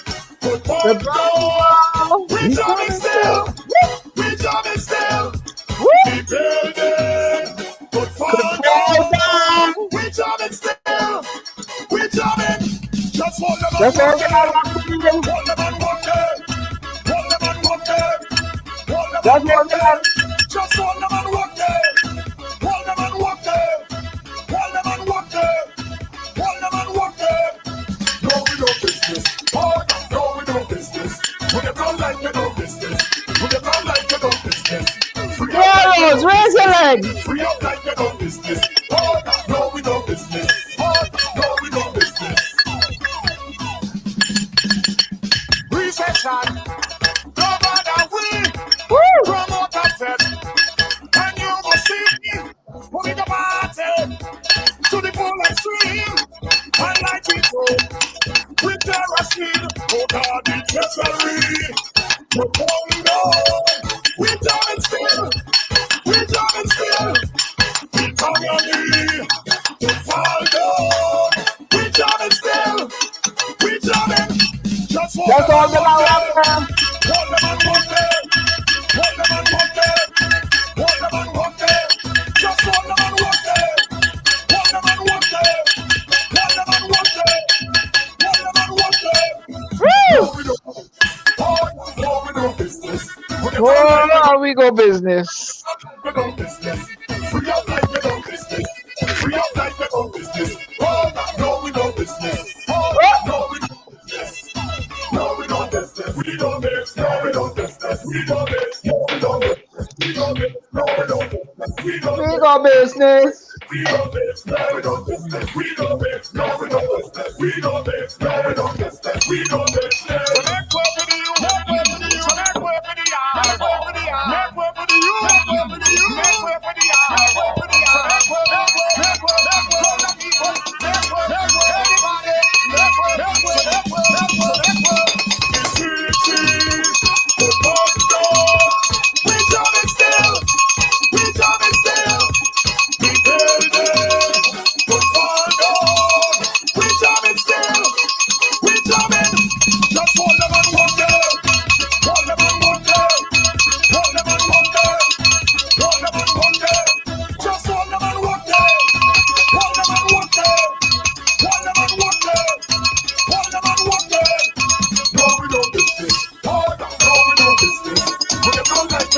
business. Put your gun like you don't business. Free up like you don't business. Free up like you don't business. Oh, no, we don't business. Oh, no, we don't business.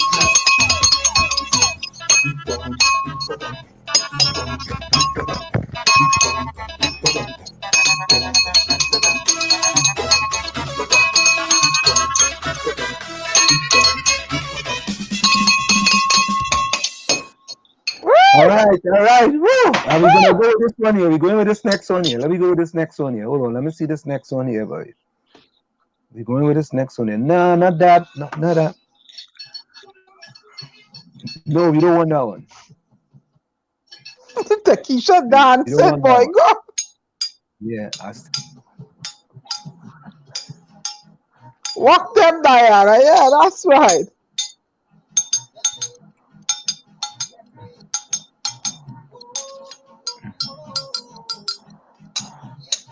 No, this one coming up is with Takesha. This one is for you. It's coming up right here. We're getting Takesha this one. This is with Takesha, yeah. All right, there we go. Let me see if we have it in there. We had to have it in there. Here we go. Here we go right here. All right.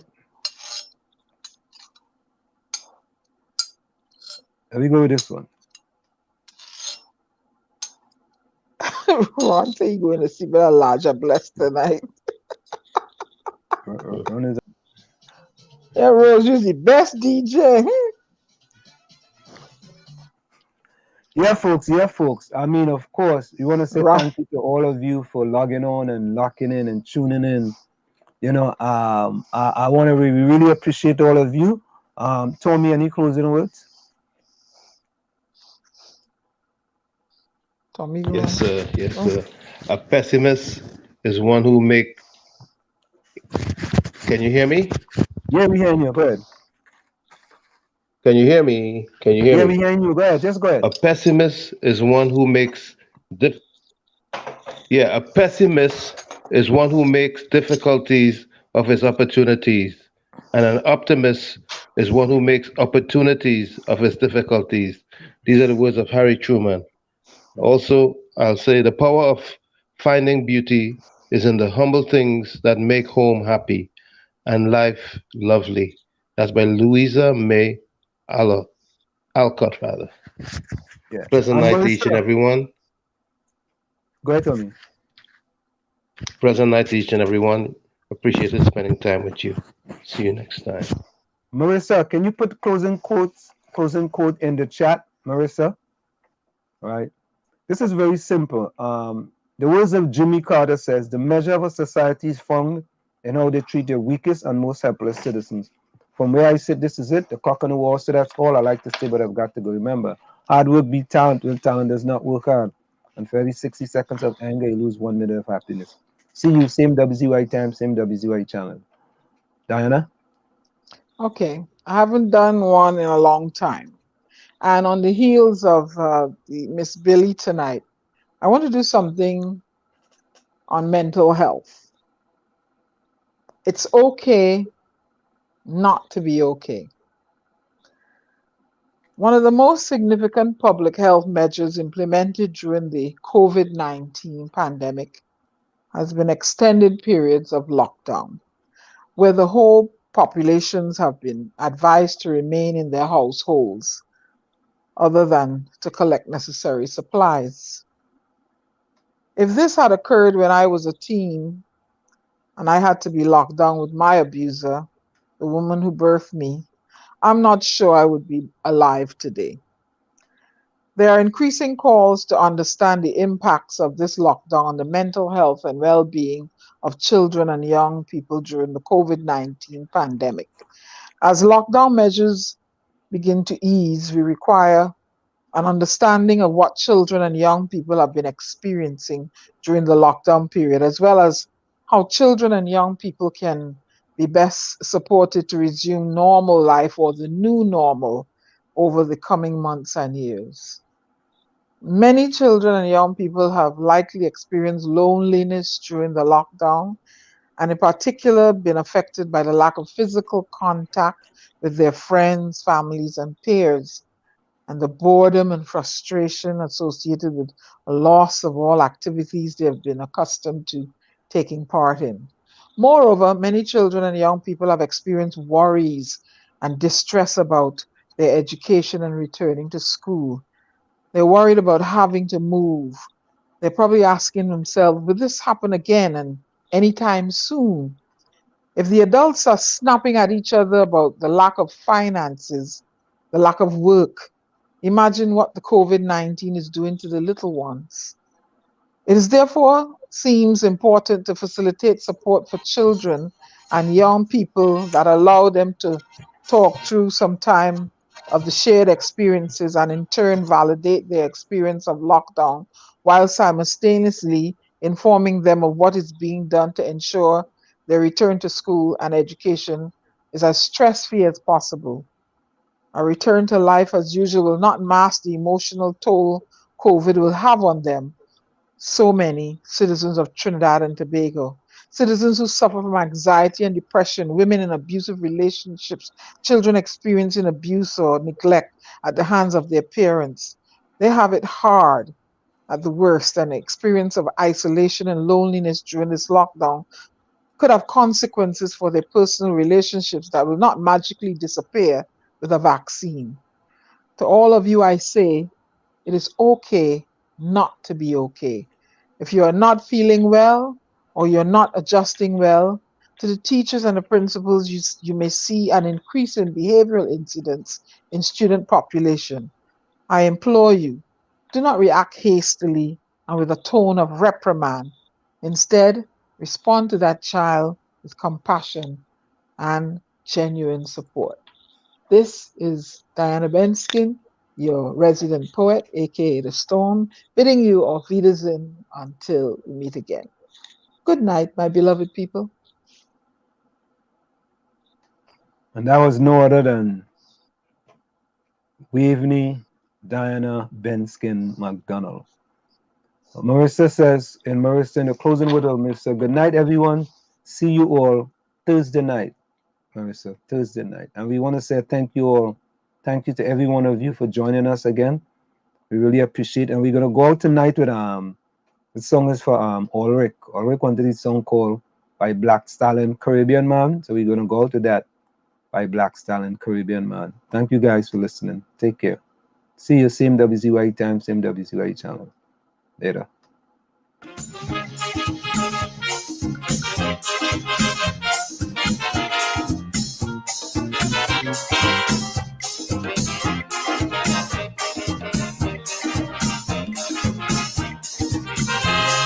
You try with a federation, the whole thing end in confusion.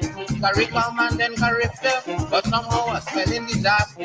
Mr. West Indian politician, I mean you went to a big institution, and how come you can't unite 7 million? When a West Indian unity, I know it's very easy. You should only rap to your people and tell them like me, there is one race from the same place that makes the same trip on the same ship.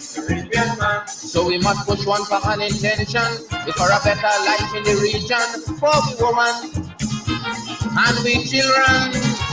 That must be the ambition of the Caribbean man, the Caribbean man, the Caribbean man.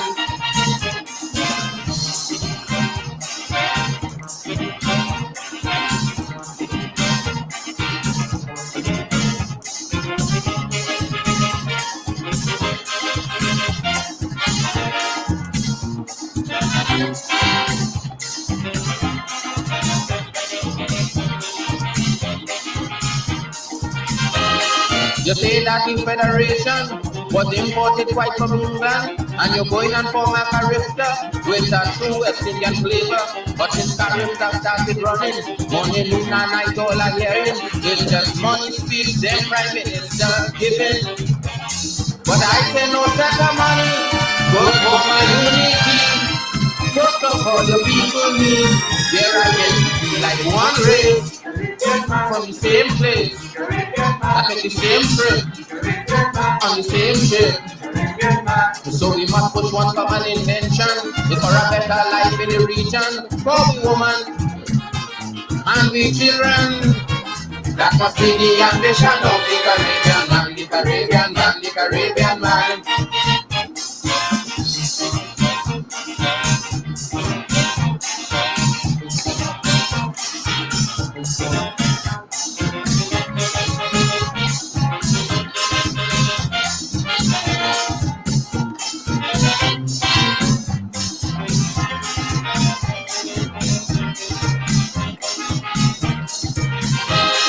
Caribbean is built in time, the whole Caribbean was blind.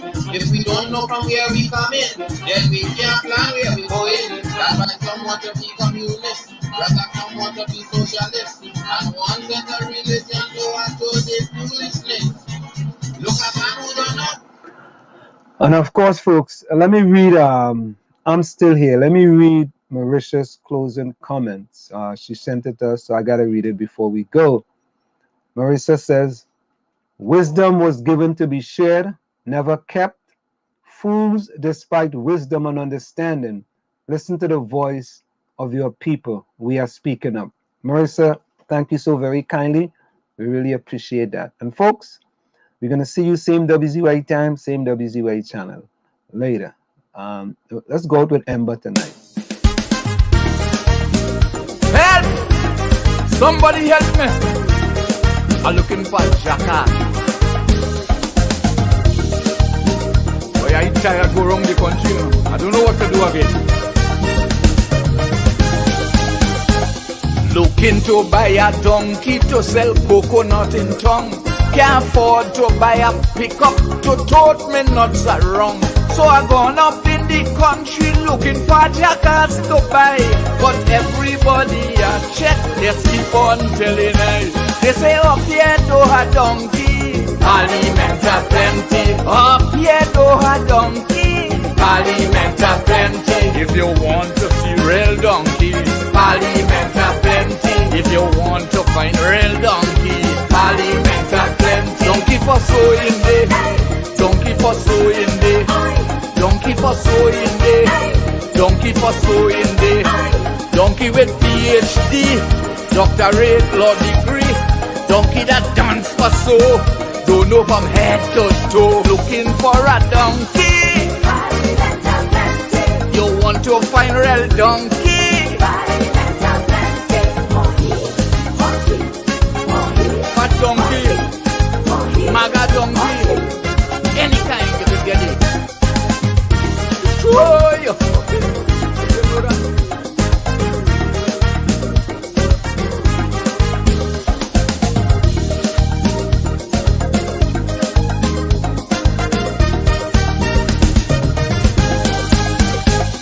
I went down south in Rancho and also Lopino, fight of Mondo Nevo and Brasso Seco.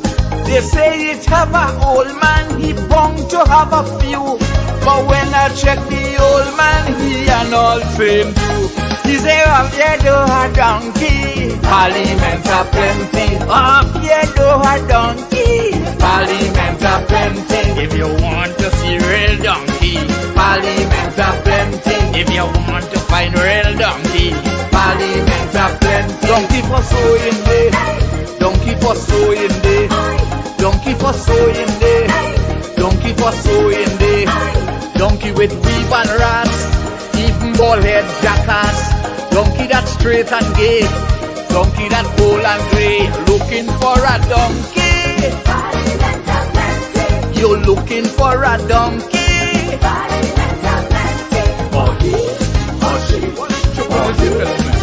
I know shiny donkey, I know what black donkey, grey donkey. What are you telling me about? Oh yeah, hey yeah, oh yeah. I wonder if I rain happen. They said that donkey looking like Saddam, and some looking like Madam. Long time had plenty donkey all over the country. You coulda buy 2 or 3, easy, easy, easy. But since it have a shortage of jackals, so they say, just wait until the election when they come out to pray. Up here do a donkey, parliament a plenty. Up here do a donkey, parliament a plenty. If you're looking for a donkey, parliament a plenty. If you want to see real donkey, parliament a plenty. Donkey for sewing day, donkey for sewing day, donkey for sewing day, donkey for sewing day. Donkey in suit and tie, who love the mama guy. Drunk and corrupt donkey, that like to lie plenty. Looking for a donkey. You want to find red dung in right road. Oh boy, you have to have national pride. Up in the red house now. They gone back up there. I never go up there before. Boy, ask people now. Looking for a donkey. You up and down the country. I feel like I go check out my partner Ronnie, you know. The old donkey man, he must know where I could get some. Because they looking to send me in prison or something, you know.